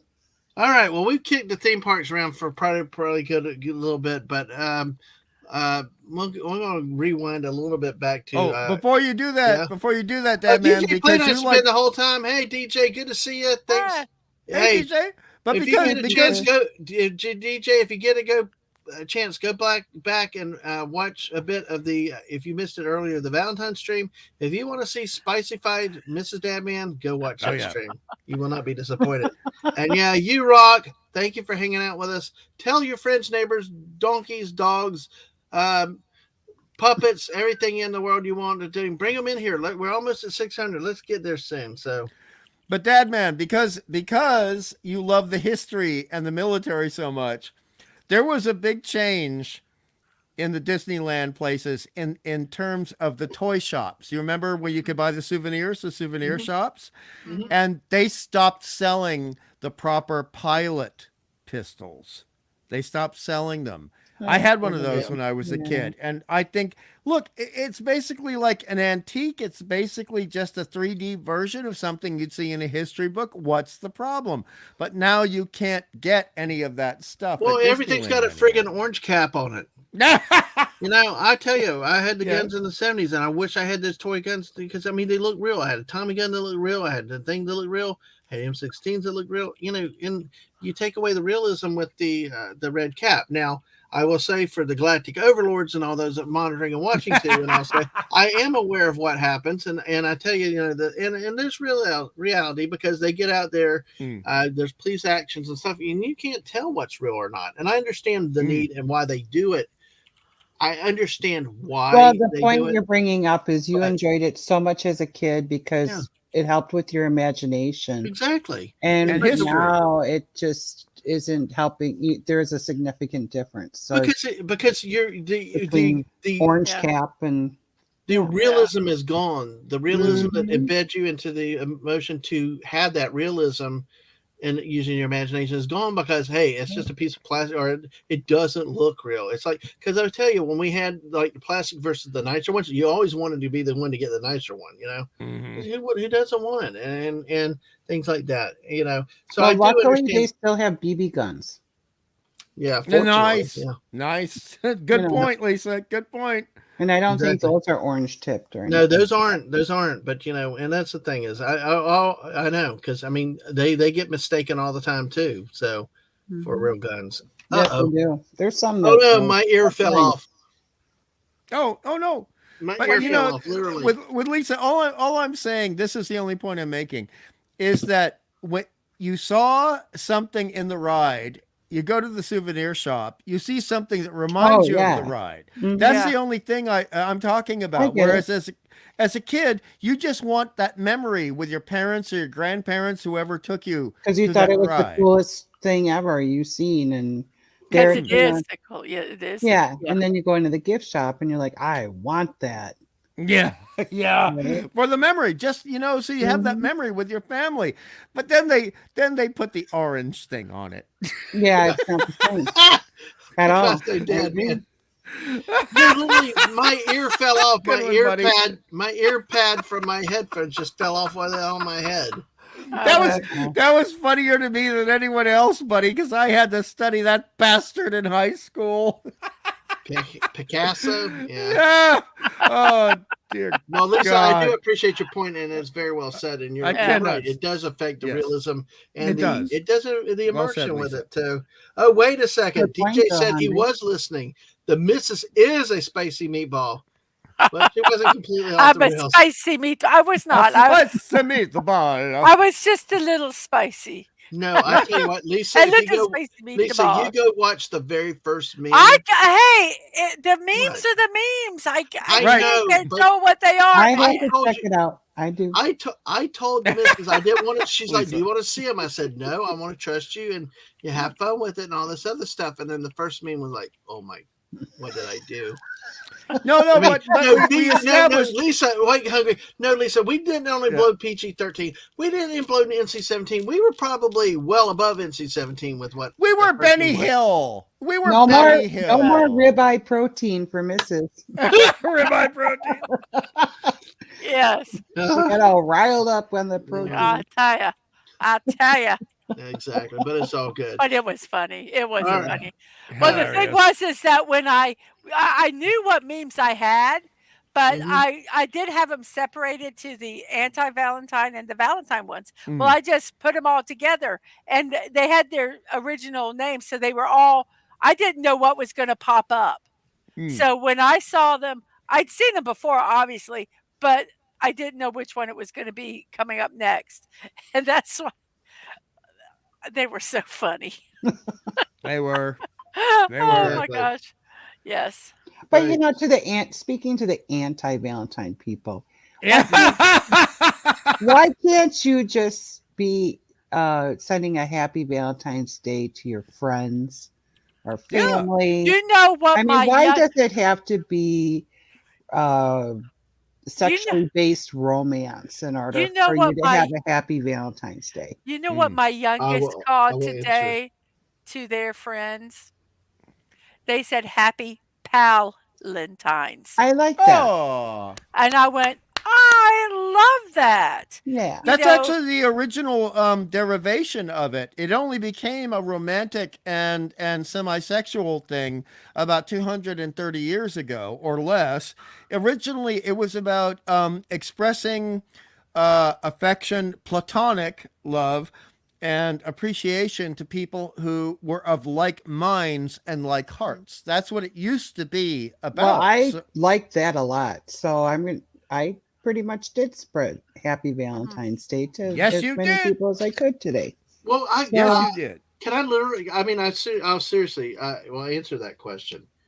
Okay. No, and seriously, because I will say, and it's just at least in my personal experience, especially, and I don't know whether it's being a guy or what, but the thing is if you're used to always being friend zoned, where you're always the guidance counselor to all the girls, so there's no good guys around and stuff like that. You do get frustrated at some point.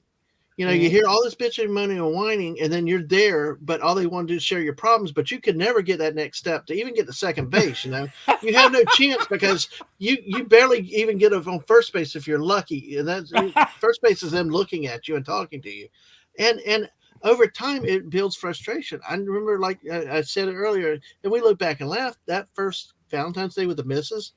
When I got spurned the first time, and I understood it, she had to deal with things and stuff like that.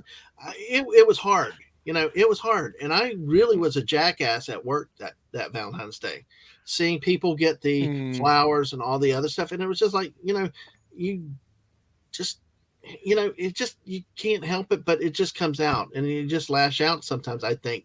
Because you get so frustrated with it, and especially if you've not had a relationship, or because really the missus is the first and really the only person I've really seriously dated my whole life, and and when you're so it can get hard, if you've never been the popular kid, if you've never been the one, but everybody loves coming to tell you other problems and all this other stuff. Oh, you're such a nice friend, and then they're like, well, then all those people should have sent you a well wish for Valentine's Day.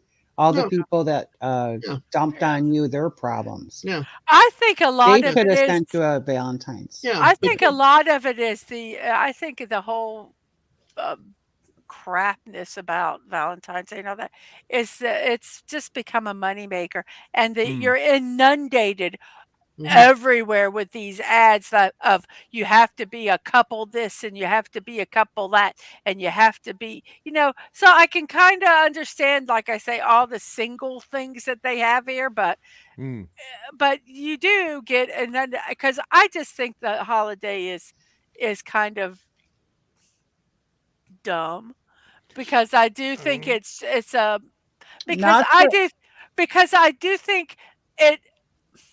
I think you should treat people nice every day. Yeah, I agree and I think that so many people say, "Well, I got you flowers on Valentine's Day. What's your problem?"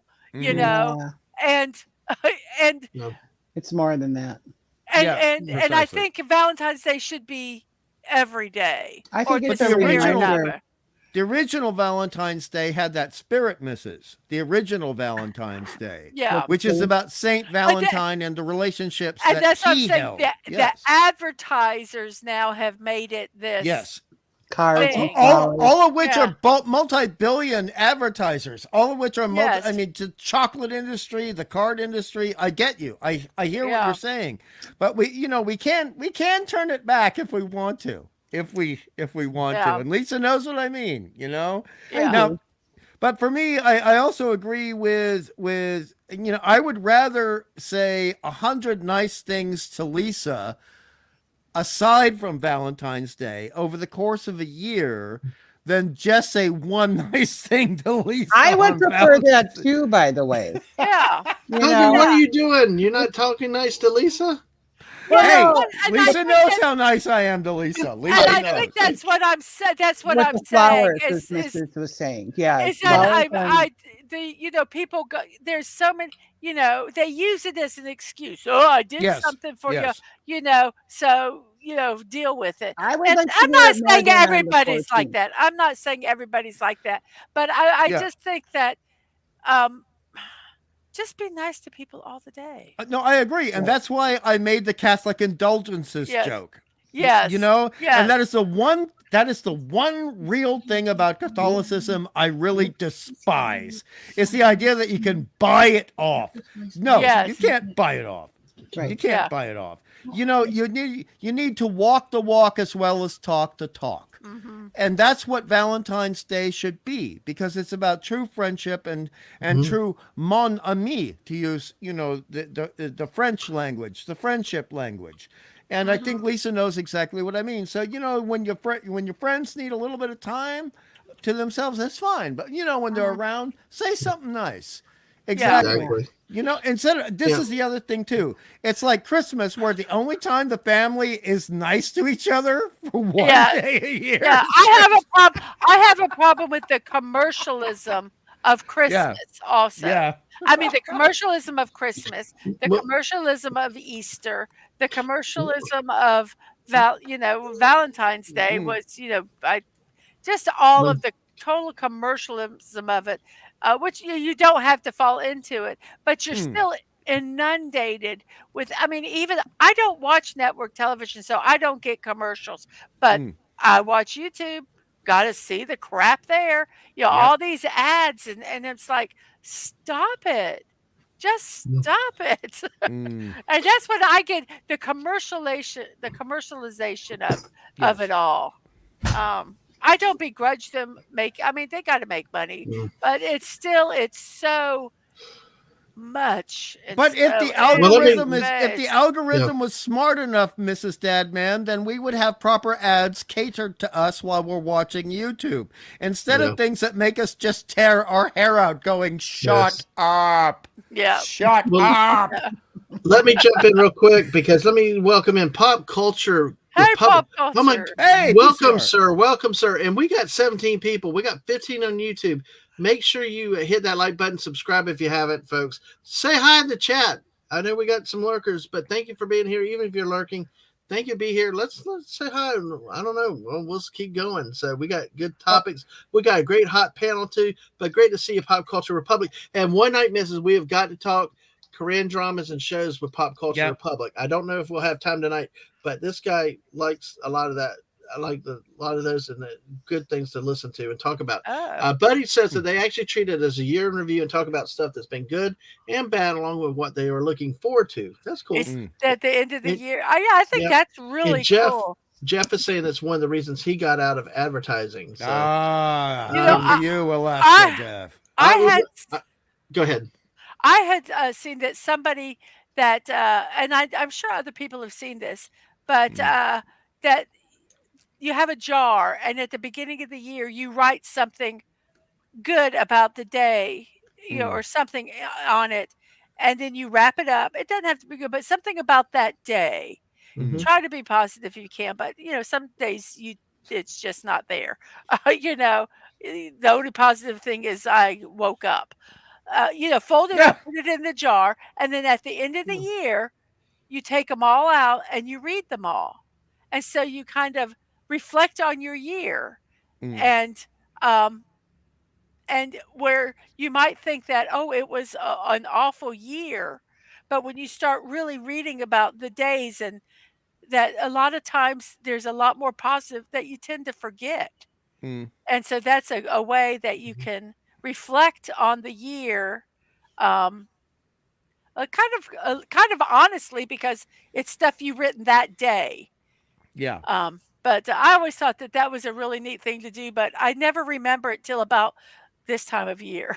So that's a great point, Mrs. And the thing is, even if people don't want to do that physical traditional thing, they can go back on YouTube and look at every time somebody liked their comments. They can go back on Tweety and see every time somebody put a heart. You can look at how much people appreciate you. It's possible to do that even in the digital world, and we don't need to forget that. I do want to chime in though with what Miss said about some of the commercializations, because it starts with one, goes to others. Good point. I did not realize till my nieces were growing up.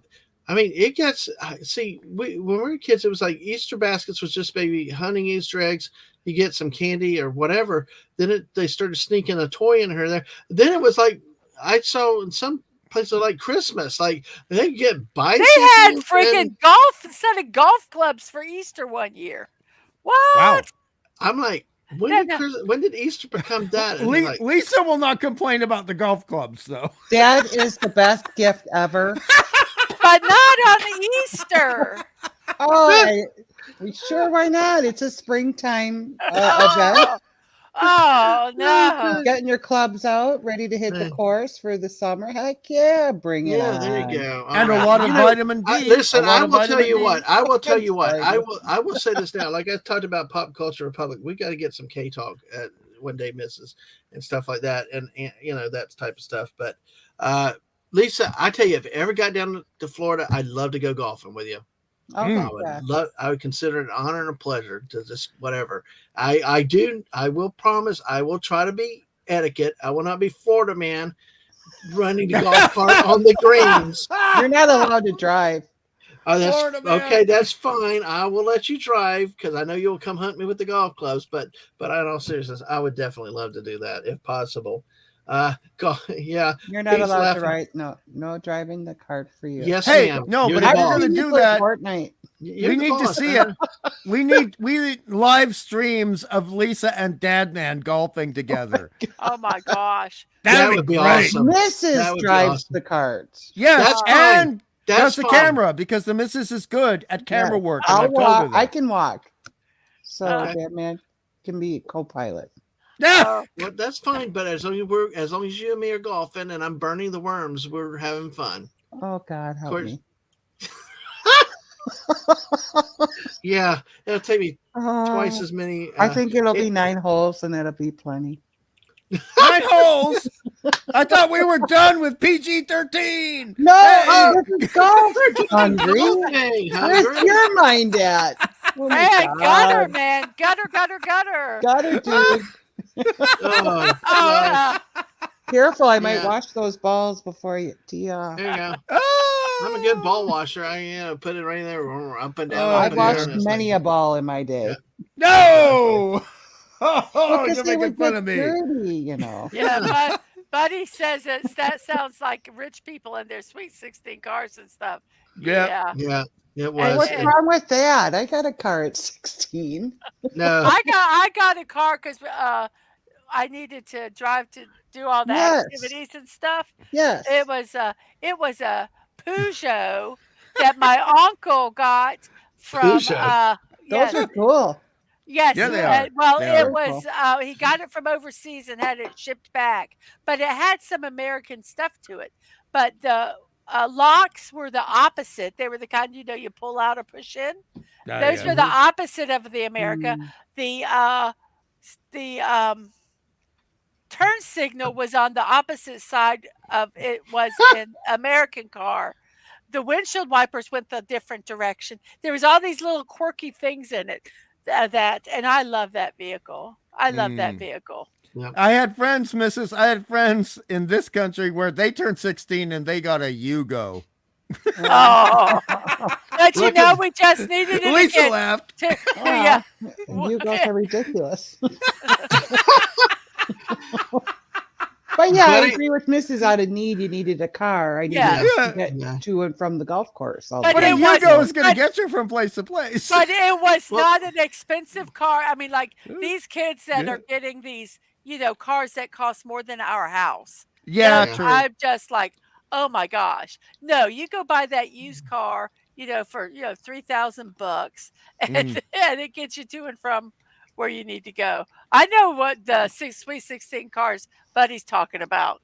Yeah, those are the ones where yes, I agree with Buddy. I agree with Buddy because I've had friends who had the modern day equivalent of a $300,000 car for their Sweet 16, and they're like, you're rich. I get where Buddy's coming from. I do. But it's okay though. I mean, I don't think it's always bad. It just like everything else. It things. Buddy said that with golfing when they hoof it when it's just him and his brother, but Dad always gets the cart. Yeah. Exactly. Now, Jess brought up the candy scented Easter grass. Yes, Easter grass. Yes, the thing that cats love to eat and let it come out their systems is crazy. So, yes. See, pop culture republic. That's why we need to talk. Nothing says I love you on your birthday like a Yugo. Gee, thanks, Dad, Mom. Exactly. In our country, Mrs. and I played a game. We're bad drivers. In our country, you get a Yugo. You get a Yugo. But pop culture, it's still better than walking 8 miles. And you know what I mean. Well, having to get a ride from I would walk 500 miles, 500 miles just to be with you. I would walk 500 miles. That stupid that song. No, I didn't get a Lamborghini, Buddy. Oh no. And Lisa, what is worse? A date taking you out on the bus or a date taking you out in a Yugo? Oh. Our That's the choice. Point cost. I don't. Wow. I would go with the Yugo because I wouldn't want public transportation, quite honestly. We don't have public transportation. That's oh my gosh.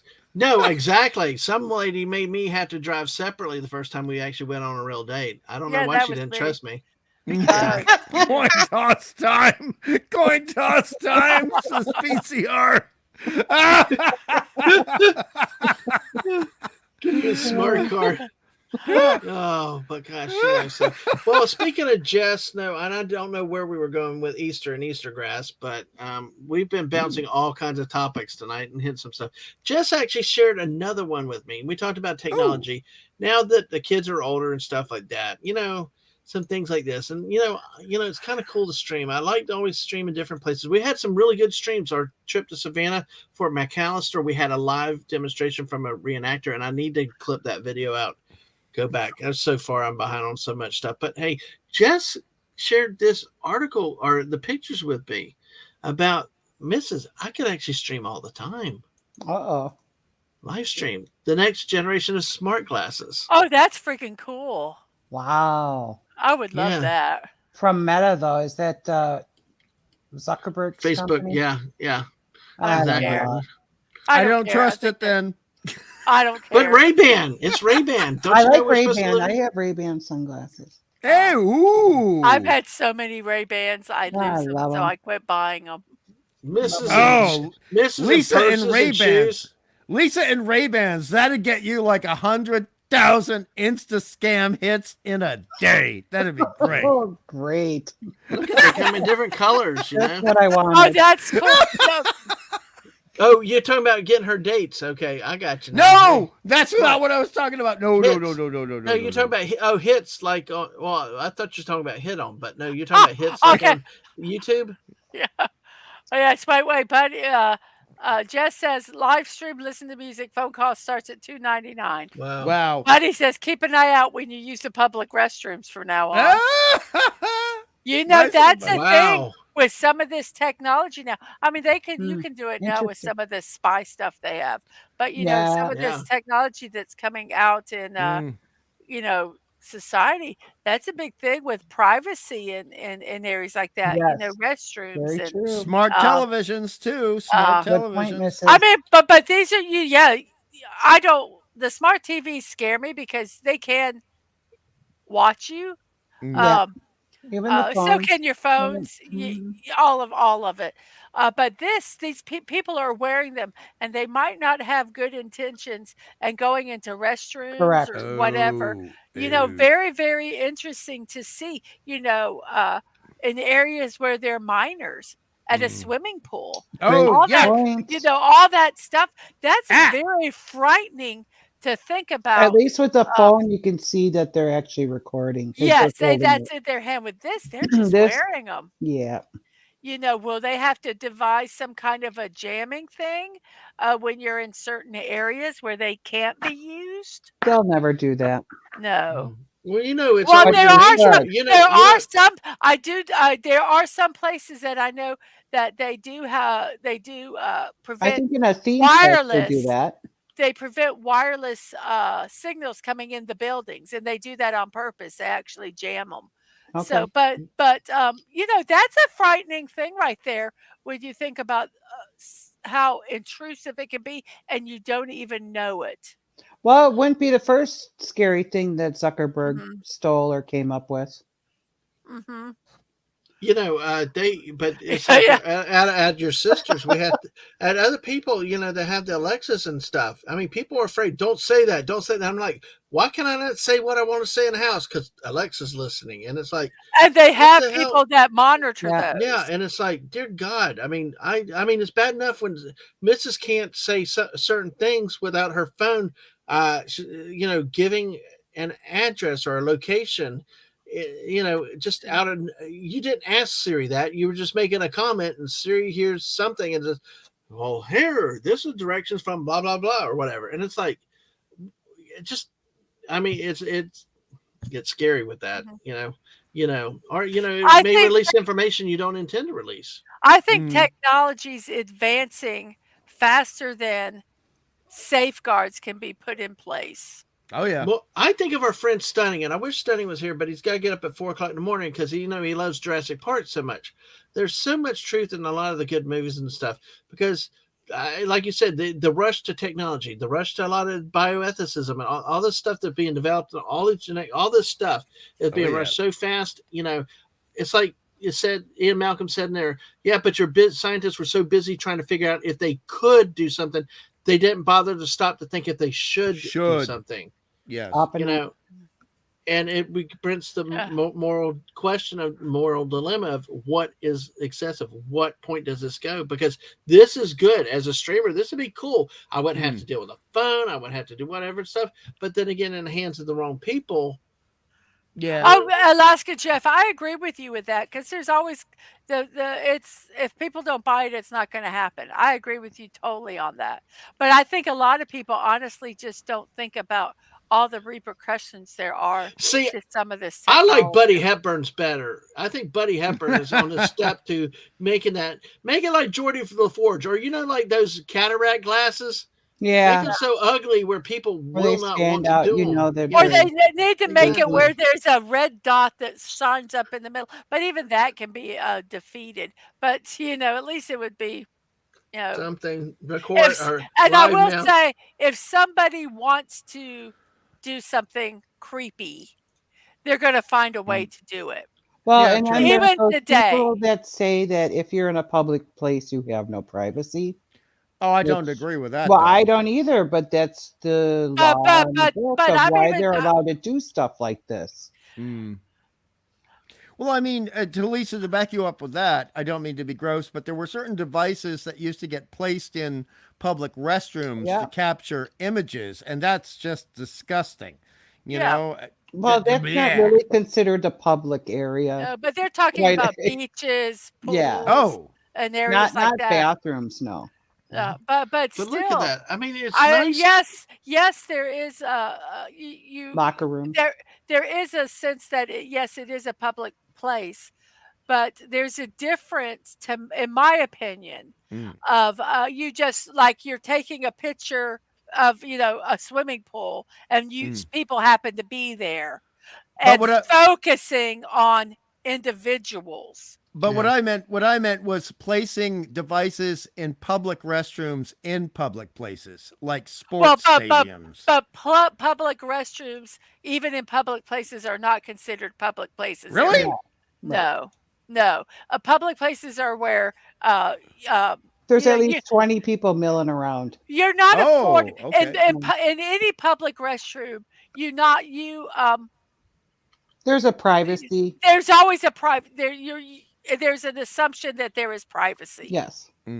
Like your bedroom and bathrooms. When you're walking down a street, there is not that assumption of privacy. Correct. Gotcha. Right. Which is unfortunate because some malicious characters can, like Mrs. is warning of, in a swimming area, or even there's a lot of videos where people are videotaping in workout places. Which it is a public area, but working out is kind of a private thing. A lot of workout areas do not require. A lot of gyms do not allow cameras in them.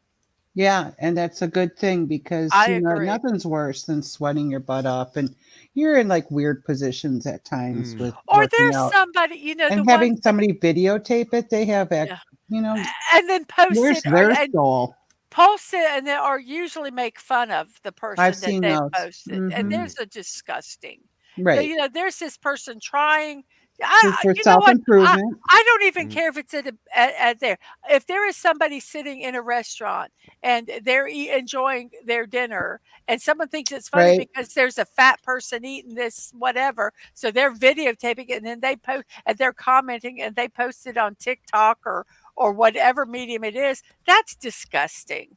Yeah, I agree. And that's where I say it is a public area, but if you are focusing on an individual without their permission, that is where I think that should be just as wrong as taking a picture of somebody in a bathroom. because I agree. because it's different. Like I say, it's different when you're just, oh, here we're at this restaurant and you're taking this, big shot and the people happen to be in there. But if you're focusing on an individual, whether it's for a positive thing or a negative thing, it doesn't matter. You are still violating their privacy while they're there by focusing on them. But does that not also bring up the question of the expectation of privacy? Well, there is no expectation of privacy in the public square. But what is the public square? I mean, being outside of your home. Your home is the last bastion that they haven't been able to come in and, well, unless you actively invite Alexia or Siri into your home, supposedly your home is, or your bedroom is the last bastion that they haven't kicked the door down to spy on you. Right. But you understand what I mean, Lisa. I mean, for example, if you were going to a sauna that was not in a private home, but it was actually in a place of public business. If there's a chick with a cell phone in the sauna that I'm using, I'm taking myself and my towel and getting the F out of there. I mean, wow.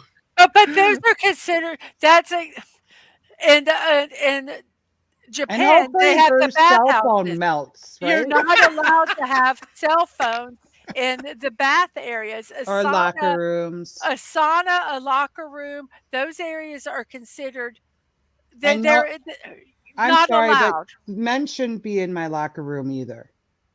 Yeah. I didn't sign up for that at all, for a man to be in my locker room. So I'm going to take my fully clothed butt and shower and change at home because I don't have the right to be pissed off at that anymore.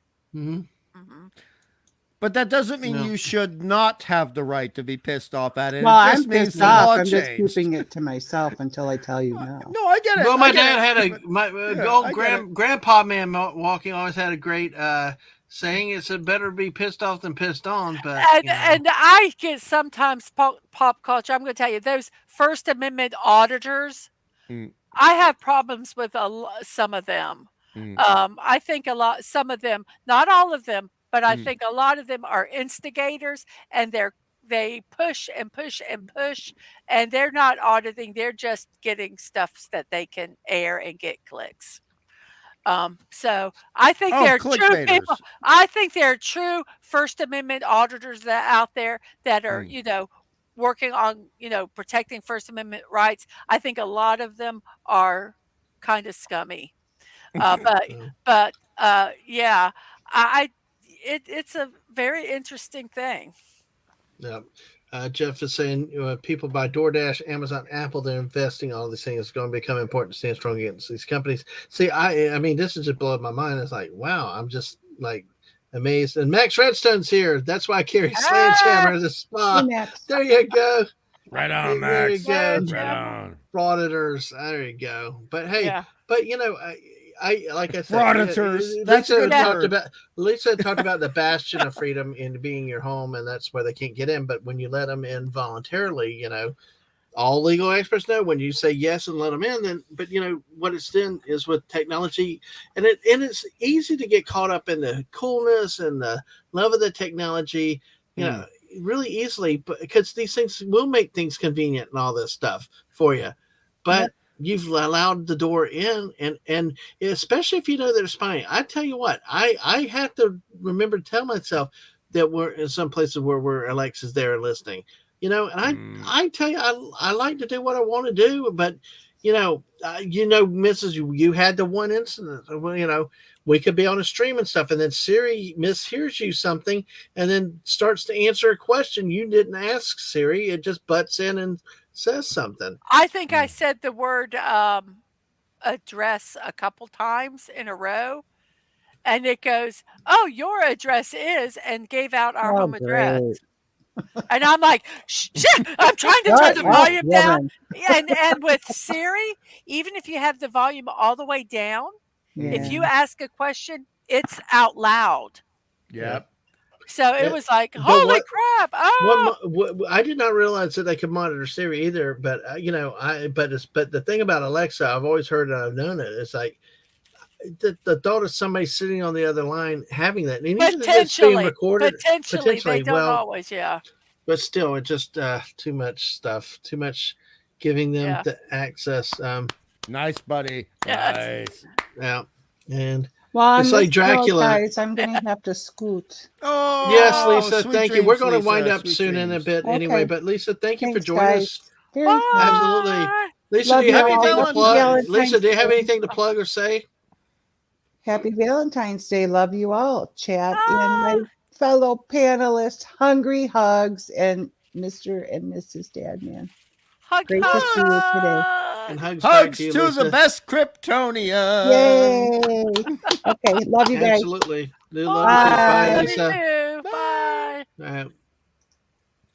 So, all right, and that was Lisa. We love Lisa here, and a great part of our team, and fun with us, guys. How are y'all, Mrs.? I presume that you're okay with your stuff, right? No. Right. No. Well, if you need to go, you can. Feel free to go if you need to get done with your stuff if you need to, or if you can multitask. So, because Hungry and I can keep it going. If you Alaska Jeff talks about like he said that one there. So no human. He says, you guys remember that show, Person of Interest? Yeah. That kind of was. Show. Where they, it searched, and then they found out what it was doing, and they, Well, we've talked about that with Hungry Boy and with Aang and stuff, with the art scraping, all this other stuff. The question about AI and art, you don't need a person to do it. The programming goes and does it for you. If a human had to do it, the likelihood would be low that they could find various stuff. But technology, it's the Skynet. Skynet. I think of everything as Skynet, Yep. Ditto. Yep. Absolutely. All right. Well, but it's a hard thing. It's what's funny, it shows, like you said, Person of Interest. Some of these other shows, you sit there and think, well, it won't happen. It's hard to believe it's fantasy. And then what we do 10 years later, the technology's here. The stuff is happening. Look at how many movies. The only thing we don't have is the Jetsons didn't come true, where we really truly have operable flying cars. True. And robot. Well, we do have robot maids. We got the Roombas and things like that. So, well, before God, the missus, Stone. Yeah. I've never heard of the term frauditor, though. I've heard that, but only recently. It's a great term. But the thing before Mrs. signs off, because we're still on Valentine's Day, and I still get at least one PG-13 moment before you sign off, Mrs. There was one thing that I did for 3 women in my life on Valentine's Day. Wow, you had 4. Wow, more than that. Yeah, are golf. I agree with Buddy with that. Yeah. The whole DNA stuff, where I don't want. I'm sure somewhere in my DNA is somewhere. Not happening. But I'm not gonna give it to someone with my name and all my information, so it can go filed somewhere to have later down the road. Oh! Before we do the fun PG-13 stuff, you Hungry though. Hungry. Well, thank you, but PG-13. You got 3 women together? I'm sorry. No. Actually, no, that did happen, but that's a separate story. Okay, all right. I'm proud of you. You're my idol now. But anyway, go ahead. No, but first I want to address that thing by Buddy. We have had medical release forms here with a question that you have to pay attention to and read the form saying, will you allow substances from your body to be used for blah, blah, blah, blah, blah, which is basically coming out to what Buddy is talking about. And I'm keeping that oblique for the sake of this channel. Right. But that basically means they would be able to use your medical waste or blood tests or anything else in any way that they wanted to. And I always check that box, and it's always no. You may not. And that's something to bear in mind. But in regards to Valentine's Day, with 3 of the women I've been involved with, a month beforehand, I actually painted pictures of them by hand, no digital, as characters that they had told me that they had loved. That's very romantic. Yes. That's very romantic. Sadly, there are only 3 who were worth the effort, and afterwards they were not worth the effort. But still, I was glad to do it. But sometimes, you have to. I mean, you have to take that chance. So you know what I mean, Mrs. You know what I mean. You ever seen your Leonardo DiCaprio? I you just on the big boat. Damn, dude. There was this one gal who is actually notorious in the comic book industry, and we were together for a little while, but she really liked being a pirate, and this is before all the gender swapping thing was going on. And so I painted her as a buccaneer with an eye patch, and she just adored that. What are you laughing at? What are you laughing at? Boy, I envisioned a naked woman with an eye patch. She wasn't naked. She was half naked, but she wasn't naked. I thought you were doing the DiCaprio thing. DiCaprio. DiCaprio. Yeah, in the car with the... Well, not in the car, but all right, anyway, sorry, I'm being silly now. And Jess, there's also cases where the DNA is used and they pop up and find matches, and definitely legal issues have risen over it. So, yes, that I was going to say that if it's there, what can they use it for? Oh, yeah. And and as much as I want criminals to be caught. What precedent is that setting down the road that could, potentially affect, maybe they say, oh, we're going to, all the people that are whatever, and just look at their DNA and there you go. Yep. It's just, I mean, it's very frightening when you think about some of the stuff that we're just not even really thinking about, and just like, sure, here, have some of my spit, have some of my blood, have some of my whatever. Yep. Well, I mean, I understand what Jess is saying, but I would ask people to consider how many times can that be abused, like 100 times to cause a bad result versus 1 time for justice. Well, that's what I'm saying is that, and what could it be used for? For and can it wrong reasons? Yeah. See, go ahead. Yeah, I mean, it's just the ramifications of some of this stuff is crazy, and to sit there and I feel to voluntarily give, to know if you're 0.103% Cherokee, I don't care. I don't care enough to give somebody my DNA. Well, this all gives me a headache. I'm like Buddy Hepburn. How about an eye patch Legolas? But he's right. Just because you check a box does not mean they are getting rid of the information, or you have to turn it over with an affidavit or with a subpoena. I saw a story about a woman who sent a DNA kit and found out her father was the director of her parents' fertility clinic, and she dated her half brother in high school. Oh, wow. That'll bless you. That sounds like a George Carlin joke, Max. Exactly. And I like it. Well, I'm kidding, Max. I'm just kidding. Well, do y'all want to talk about anything else? Do you have any topics, Mrs.? Do you need to go now? Because I'm just sitting here working. Cool. As long as you're working. Okay, that's cool. Make sure you get your link out there. Just make sure you get your link out there again, folks. Make sure to check the Mrs. out in the morning. If you've not had a chance, at least watch the replays if you can't watch it live. 10 a.m. Eastern. Generally every day. She's actually made a twist to the weekend shows, so it's really, really interesting to see. If you heard her laughing earlier tonight, you'll really hear her laughing when she does memes all by herself. And so, Jess put the link out there. Thank you, Jess. Thank you, Jess. Thank you very much. We do with this. So we just have a fun time, and on the weekends, I kind of add a puzzle. Mm-hmm. Well, I do. We do a puzzle on the weekends while we're doing the birthdays and stuff. So it's really it's fun, and it's a fun puzzle. Buddy's Easter candy shopping on the horizon. We are not buying all the candy we bought for Halloween. No, we're not doing that again. But yes, it's close. It's getting close. Well, that's an interesting thing between America and the land of the combat wombat, where the candy thing for us came much later. And originally it was just about food and family gathering. It was Easter for us is very similar to Thanksgiving for you.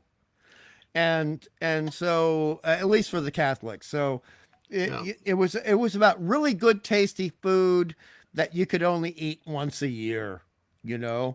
But later on it got into candy. I mean, don't get me wrong. I think it used to be that way also here, but it got commercialized much quicker. Which goes back to what you said about 20 minutes ago, 30 minutes ago. Absolutely. The commercialization of the tradition. And that it helps a lot of people, but sometimes I think I err on the side of the missus. Well, I mean, honestly, look at it. Santa Claus. Who does Santa Claus start? It was St. Nicholas to begin with. But no, the Santa Claus that we all know about in North America, who created it? Coca-Cola. See, this one that Jess is saying has been around a long time, because when our kids were younger, we did do something locally with that. They sent you a DVD or gave you a disc with their information on it for you to keep. But but we didn't file them with the kids. No. They did the kits, and we have them. I do have DNA of one of my children. It's in my freezer. Why is it in my freezer, you ask? Because if my house catches on fire, the freezer will survive. Most of the stuff inside it will survive. And so if when they were little, if God forbid something happened to them, or even now, I have the DNA of one of my kids. No one else has it. It never went to anybody else. But if, if something happens, they go, we don't know if this is them. I could say, well, here, I do have some DNA. See if it's them. But that never went to anybody else. The fingerprint charts we kept the fingerprint charts. They never went with my kids, and I think the way they did it, and they never went to a database anywhere. Oh, Jess has a great steak joke. Yes. I realized Valentine's Day fell on Ash Wednesday. A lot of people not getting the normal steak dinner for dinner. True. Well, hey, we did. And you know what? A lot of people did. Yes. It was crowded by within an hour of opening. That's my prime rib tonight. Look at that. Yeah, good steak fries. And they were hot because it was early. It was about within an hour when they opened, and it went towards the end. And they were not out of prime rib yet. So I keep waiting for Snort Poopas to wake up and come in and like, hey, there's the prime rib. So, and Buddy said that they had salmon and baked potatoes because of it. Yeah, that's cool. Salmon is a fish I cannot get to, though. But go ahead, Mrs. It seems like Ash Wednesday and all this was so early this year. Yeah, it just seemed like it just seemed like when I was like doing the celebrations, I was like, what? Shrove Tuesday? What? No, it's like February 10th. No, and then I'm like, it's just insane. And this is what the missus had: a bone-in ribeye, rare. Oh, I love that photo. We had to send it back a couple times to really get it rare because it was it was still moving. Yeah, it was still no, it was dead. It was not dead. Moving. Yeah, it was not moving. Yeah, it was very overcooked. Jeff said that Ash Wednesday is tied to Passover. Passover is different each year, so. Yeah, I know that, and I know there's a time for a window where it can be, but I've never remember it being this early in February. Now, see this steak, Mrs. Bone-in prime rib. You notice how there's some fat around here. There's fat around here. Good marbled steak. We like fattier meat. We like get that marbling in it. That adds some flavor to it. Versus the lean sirloins and stuff like that. But it's just us. I know everybody differs. Of course, Mrs. likes hers really, really rare. Actually, the one of the managers kind of knows us by recognition coming in. like, oh, they want it really rare, because nobody can cook a rare steak in a steakhouse. It's like they treat it all like hamburger, where they're afraid to cook it really rarely. Don't not so offer much. it. Don't offer it rare if you're not going to cook it rare. Well, when they describe it as cool or cold or cool red center, and it's warm when you touch it, it's like you're like, yeah, that's not quite the thing. Yeah, I know. So, but let's here, let's do this real quick. I got a couple things from Jess from before. I forgot about these. Oh, okay. Be mine. Oh, that's adorable. Be mine. I love that. I love that. Oh, that's a nice. nice little. Oh, that's cute too. Oh, puppies. little puppies. Puppers. I'm exactly. So I'm putting them down to make sure. Thank you, Jess. Actually, Jess, yes. Let me do a couple things real quick to give a little more spice. Mr. Angel sent us some new memes. Oh, yay! Are you sure? Are you sure? Yep. What, it's late at night for you guys. Come on. It's still Benny Hill time. Can I do what? Still Benny Hill time. Come on. Show us the Mr. A memes. Okay. Oh, give me a second. I just got breaking news. I got to check on something real quick. Okay. Y'all talk about whatever real quick. I got to. Talk amongst yourselves? Yeah, you two carry the show. Yeah, I'm multitasking. I was asked to something real quick. Oh, crap. I just did something really weird here. What'd you do? I just, nothing. What is nothing? I'm trying to cancel my... I went to print one page, and I accidentally printed all of them. Oh, gosh. So it was like a oops. Yes, all right. Okay. Let's do this. All right, there we go with that.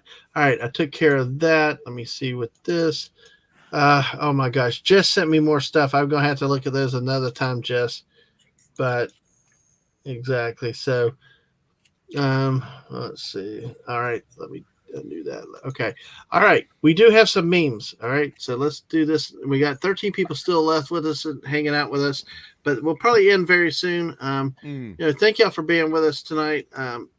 I just wanted to try a couple of these out to see what y'all thought, because we're after hours. It is really, really late. And also, you're a loving married couple. You need to enjoy February 14th a bit, aside from you. We've been married 28 years. We're old hats. It's like, We celebrate.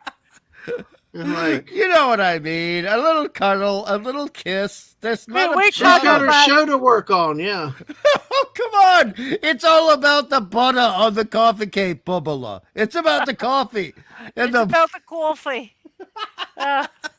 We got, you know what I mean, Mrs. Or I. Hang! Hurrah!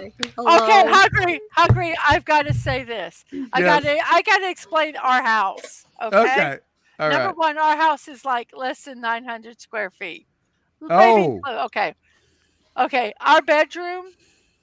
Well, now the bedroom we have has a door, but it doesn't have a doorknob. The room we lived in before had a curtain as the door for years. Made life very interesting. I bet. Okay. I bet. You talk about excitement into a marriage. Have a curtain for your door and have two children that don't know how to knock. Well, let me officially say I tried to protest that, but I lost. So, Hang! Back yourself up. Back yourself up, Hang. Back yourself up. And now we have a door, but it doesn't have a lock or doorknob. So I did not need to know about my parents. We still have a child that doesn't know how to knock. And what's even more ironic is it's the kid that has the one door that locks. Yeah. I'm stepping out. No, Hang, no, Hang. Please stay. Hang, we got some cool memes for you. We got some cool memes. Who are you? Who are you? Hang, share this out with some of your friends. Have some of your friends invade the Twitch side. Liam said hi to you, Hang. And Jess also said it's a time for Aang to come in while you Hungry was saying that. Yeah, Dadman hates me. Dadman hates me. Hey! Really true. Right. Real and true. The source is that I made it the heck up. Anyways. There you go. Well, guess not what? Actually, we hated... by the way. What's that? I have to specify, not actually. Well, one thing we hated today, we had to get a tire fixed, you know? Oh, yeah. Ooh. Oh, that must be tiring. Yeah. Here's another We alternative. treaded on dangerous ground there. Nice one, Jess. Nice one. Well, you know what's so funny is that we you know, it really brought his plans to a screeching halt. It left me kind of flat on impotent day. So. Ow!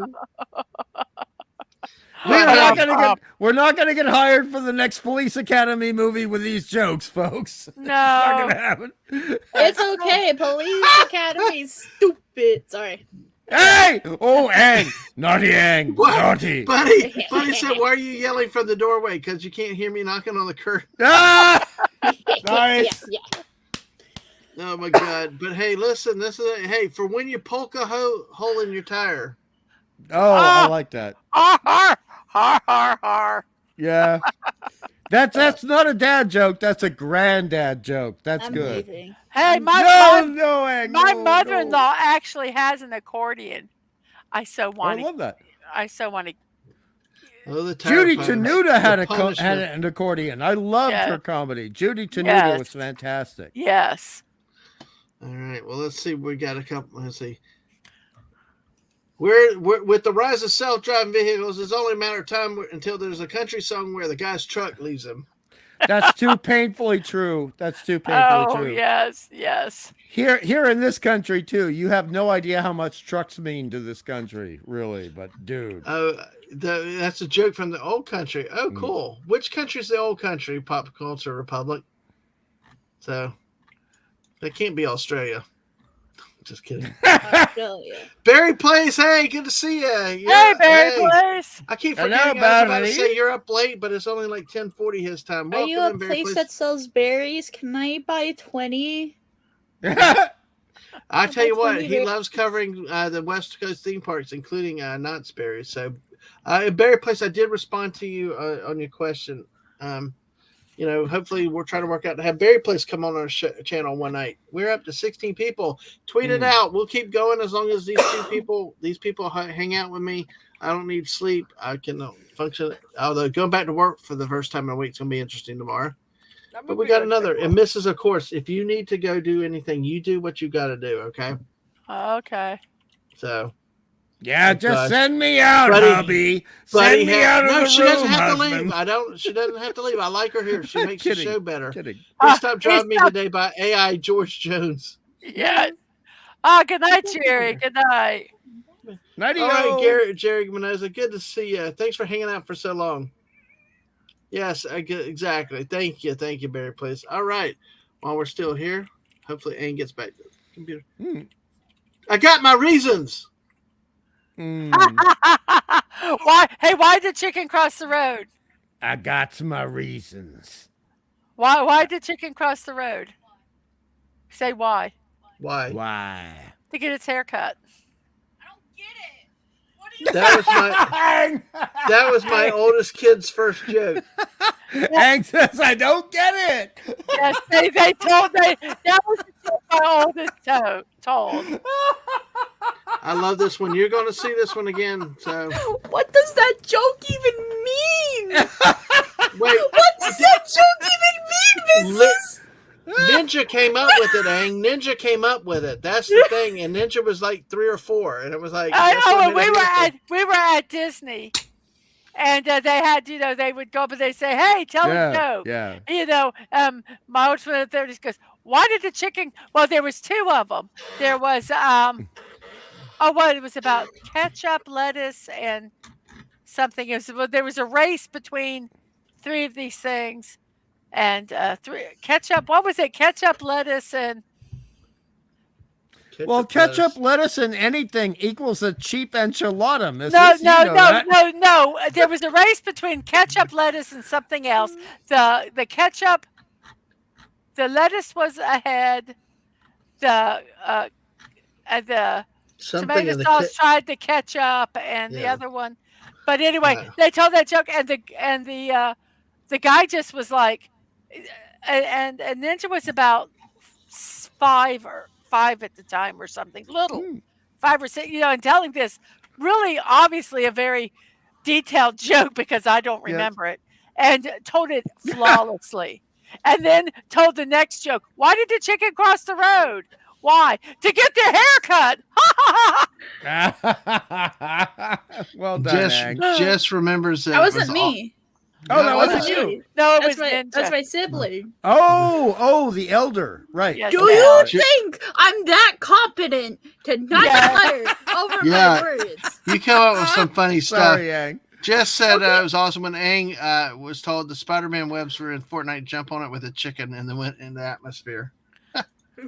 Okay, before we go on, Ang, quick question. Yes. Regarding Spider-Man, do you prefer the idea of the webs being organic or being created by science? I'm gonna say this. I don't mind either. Really? Okay. Yeah, I don't mind either because, like, let's be real. And I'm gonna be stupid, and I promise. Yay. Please don't judge me. No, not stupid. But, like, not stupid. Spider-Verse, right? With the concepts of like multiverses and all that stuff. Yes. Like, it's like there's obviously going to be a multiverse of like either organic or or human or man-made. So like, I don't understand why we should pit those two together. You know, it's like I get that. But what would you rather illustrate? Either. Good answer. You know where I'm getting at. Yeah, exactly. Spider-Man is Spider-Man, web or web. Thank you. Thank you. Well, that's a question to ask. If they were organic, where would they actually?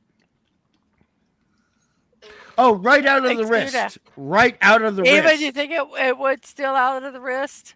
Mm-hmm. That's gonna make Buddy's a web shooters guy because the other's creepy because they would not anatomically come out of the arm's wrist. So yes, they would not. Oh, I got you. Yeah. Okay. Well, let's move on. Let's come out of it. I love that. Cats. Happy birthday to all you cats out there. Yes. I love that is too much temptation for one cat. Come on. It's for the espresso maker. I know. It's for the cats to play with. Yeah, that's but their birthday gift. Oh, I can't believe much. I can't believe. What's that? The espresso maker. Yes. Yeah. Oh my! I can't.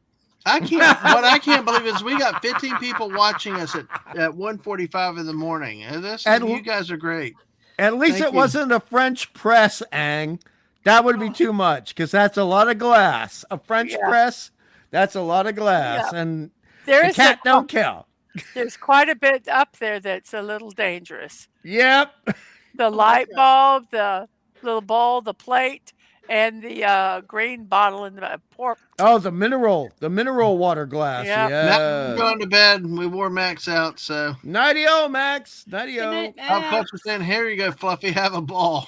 Yeah. Only thing worse for the cat, you can put catnip in it. So let's look again. Let's see what we have next. We got 4, 6, 8, 10. Hi, my name is Winnie the Pooh, and welcome to Jackass. Oh, ouch. Bother. Bother. Yes.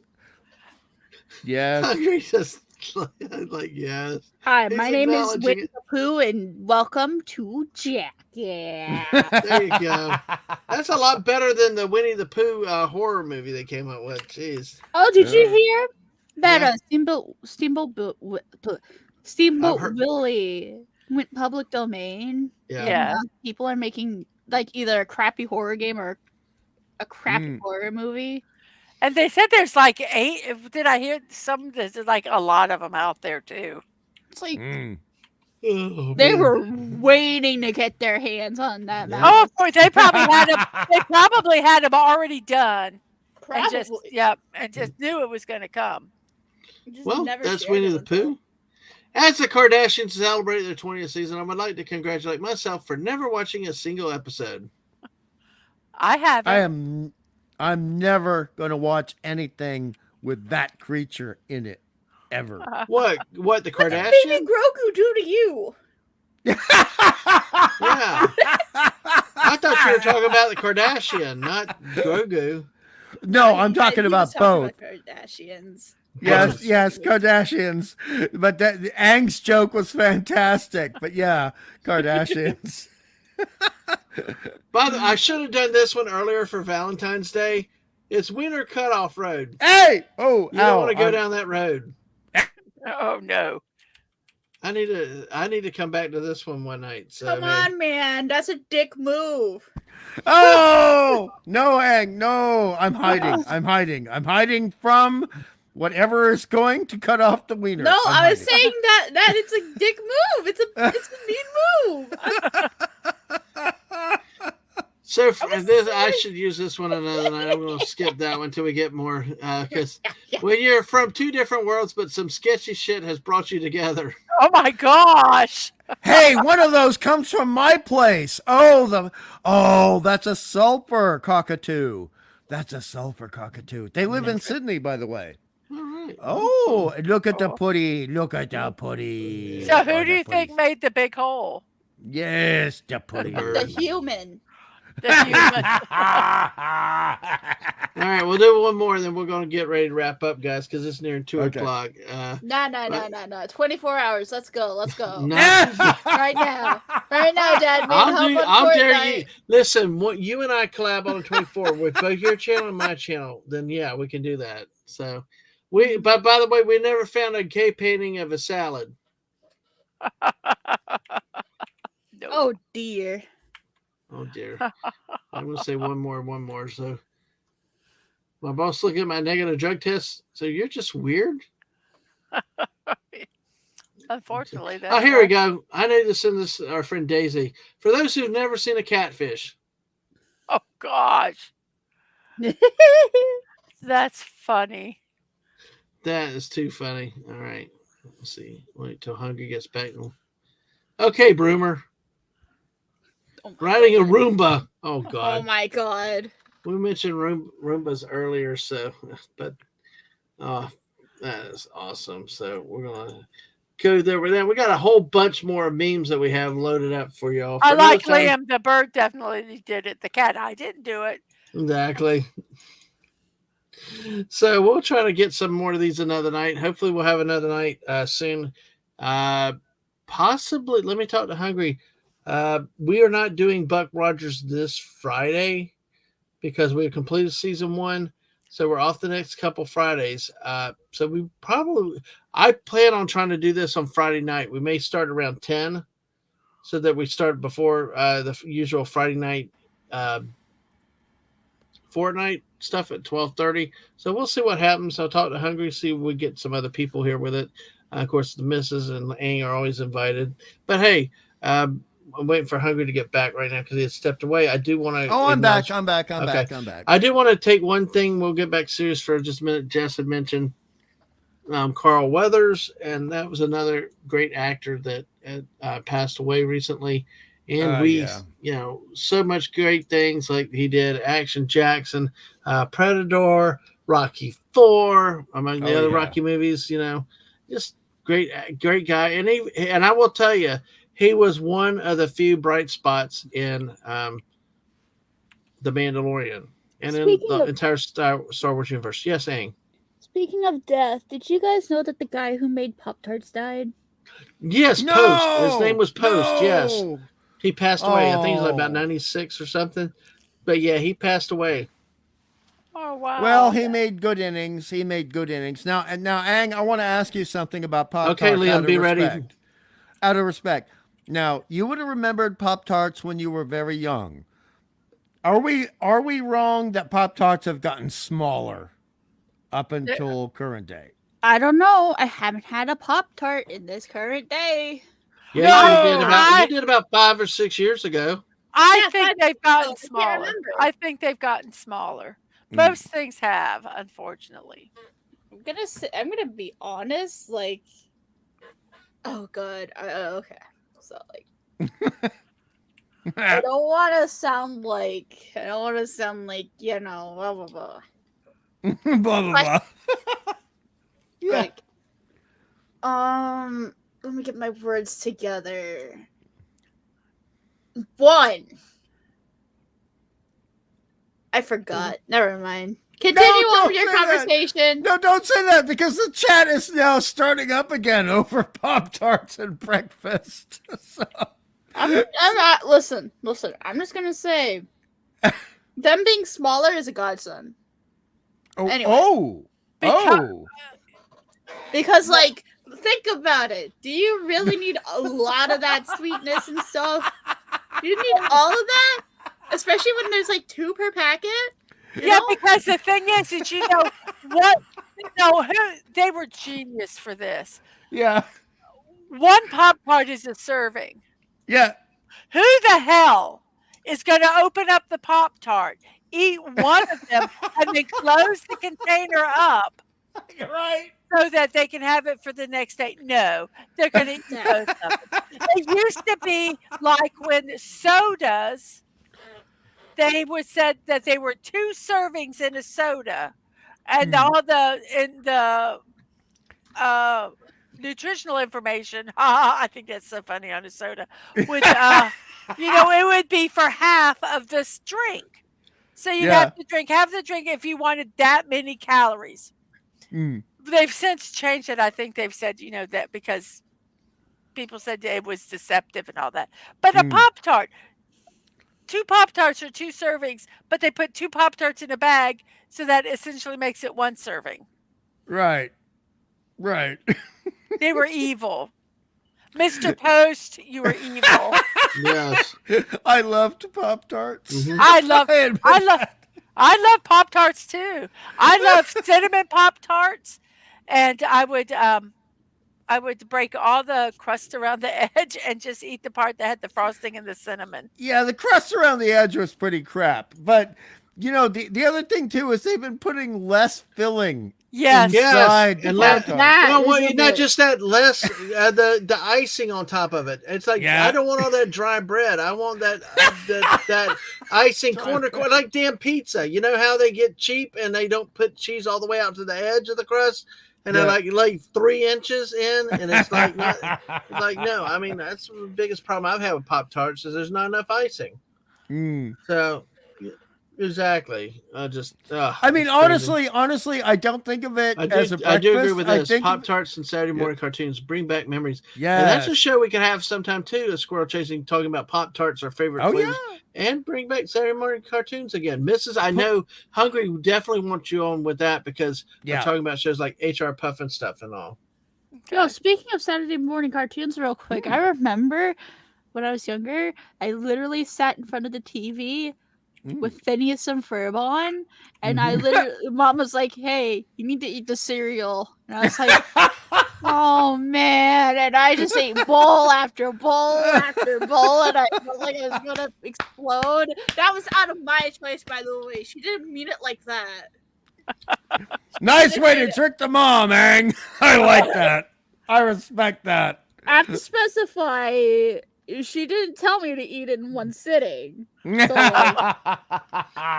if you wanted to test of your, if you truly want a test of a system of weaknesses and stuff, Ang is who you'd want to hire as a contractor, because this kid, since they were born, has tested every system known to man and nursery and everything else, and manages to find all the weaknesses and and trick you to think that you just, if you want to test your system, Ang is the person, because Ang can find your weaknesses and everything else. Just ask a nursery. The NSA should hire Ang. Exactly.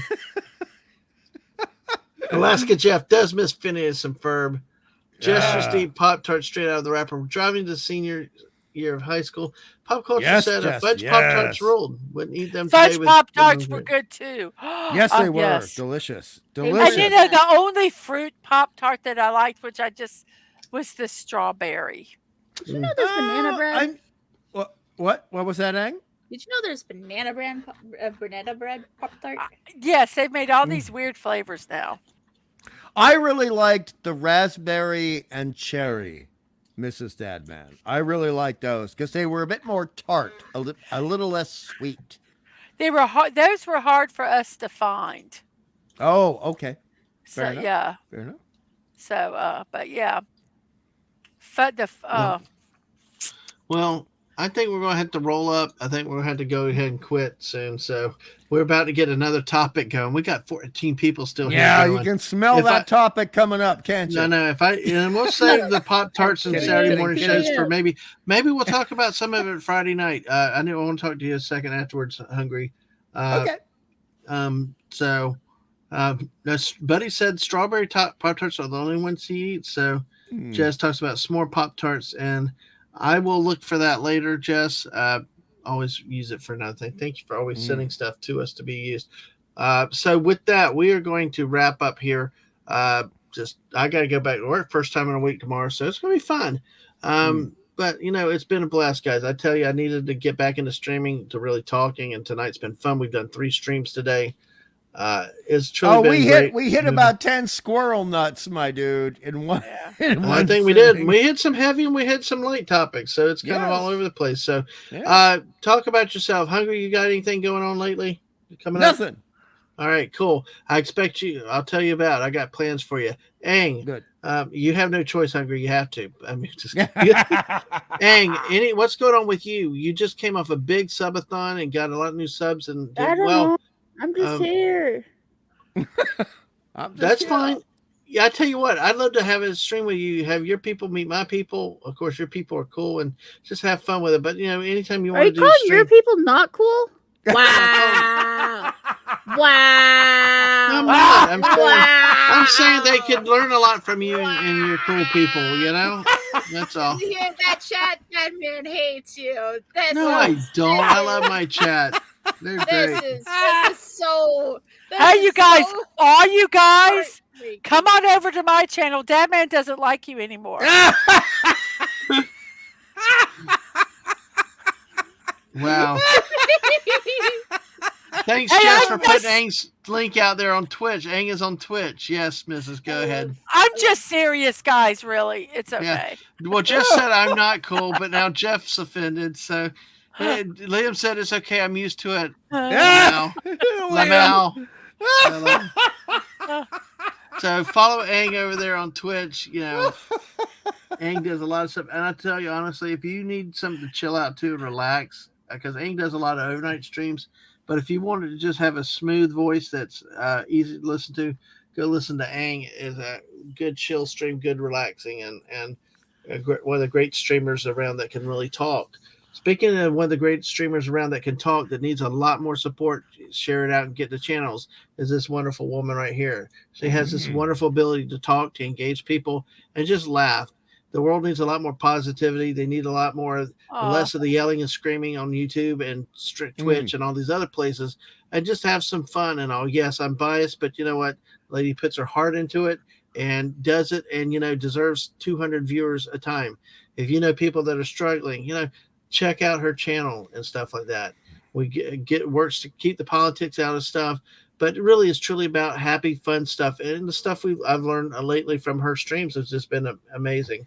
So please share it out and support. You guys are wonderful. Oh, I missed this earlier. You guys have had too much fun. LOL. Well, Barry, please keep coming back. We're going to try to roll this late show out more again, as long as I can stay awake. I went through January and December and just trying to get sleep. There's so much going on, and there's still stuff going on, but I've been able to get some rest. But we want to get this show going and have it regular out there. But yes, we love having fun, and that's the name of the game. Get the word out about this thing, the channel. It's especially some of our West Coast people. This might be better for them. Some of our European friends, they get up early. It could be a good time for them. But hey, thank you all for y'all being here. But Wes Cagle hits it on the nose that being over 50, you're not cool by default. You are not alone. You are yes, not exactly. alone. And so, like I said here, follow Mrs. Dadman on Twitch. Also, subscribe to her on YouTube. Get her going there. Mrs., do you have your promo slides? I want you to tell everybody about this that may not be watching your show. I want them to tell you how they can support you in the other ways. If you, I do not have them, but I can tell them real quick. Okay, go ahead. If you're watching me over on YouTube, I'm not monetized on YouTube yet. So if you want to support me financially, you can go to Ko-fi, ko-fi.com /Mrs. Dadman Walking 55, no punctuation there. And you can support me financially, a one-time gift or a monthly gift, whatever you like. It'd be fantastic. I'm trying to get a new microphone. I need another monitor and a few things like that. And any support like that would help, so I can do the streams better. And also, if you don't want to do that and you want to give me a present, you can go to throne.com, Mrs. Dadman Walking 55 also. It's a wish list. I've got stuff on there for streams. I got stuff for builds, books, even just some fun stuff, not for streaming or anything, but just stuff that I like. And if you'd like to gift that to me, you can do that. It's privacy first, so I don't know your private information. You don't know mine. It's only all through Throne, and then they send the stuff, and it's really, really cool. I'm on YouTube and Twitch. YouTube is at Mrs. Dadman Walking 55. Twitch is Mrs. Dadman Walking, no punctuation, no number on it. My Twitter channel is M Dadman Walking. Yes, they all are different. I'm sorry, because the platforms are stupid, and my name is too long, and some of them don't take punctuation, and it's just ridiculous. So if you would like to take and find any of these hyperlinks, you can go to my About page on YouTube or Twitch, and all the hyperlinks are listed there for you to find them. We also now have a P.O. box number. It was a Valentine's gift to me from Dadman, which the entire family is going to use. So I will be putting that. It's not in my About page yet, but it will be going there, so that if you want to send a card or money. No, I'm just kidding. If you want, no, I'm not. If you want to send a check, I'd be more than happy to take it. But if cash is untraceable. Yeah, cash, yeah. But if you would like to send something, we will have a PO box number that you can send stuff to that way also. All right. And I'll have a slide for that, and so it'd be easier to do. Check out her channel every morning at 10 a.m. Eastern. Yeah. 10 a.m. I'll be there. Oh, I'm going to be so tired because I'm still not done with my show. But yeah, 10 o'clock, be there, be square. And also when you do your block parties. Yeah. Bring up whether that is Pacific time or Eastern time. It's Eastern time. It's the East Coast of the United States. So. All right. Well, thank you. Let me catch up with a few people here. Buddy says, I'm a ginger. Very letter. You can personally. And thank you for sharing all that, Mrs. Jess, put your Twitch out there. And we also thank you. Mrs. on Twitter. Make sure follow me on Twitter for the latest updates. I'm not going to go to all the stuff again like I did earlier, but hey, Pop Culture Republic said, sleep. What's that? I try to weaponize my insomnia. So I put in here the Ko-Fi link for the Mrs. channel. Jess put the Throne account. Liam says, congratulations. So, hey, West Cagle, never in writing, always in cash. Okay. So, oh, God, P.O. boxes so you can have some of these people send you food. You keep saying they need to send stuff. Although they do ask you if you're sending food and stuff like that. So, or all kinds of stuff. Oh gosh, Barry Place has got to get some sleep so I can get up early to Disneyland. Oh, wow, cool. Good night, Barry Place. I'll try to see if I can lurk, if depending on what time you are and how work is going. So 14 people are still here. Make sure you hit that like button. Make sure you subscribe to the channel. Follow us on Twitch and all that. Thank you, Mrs.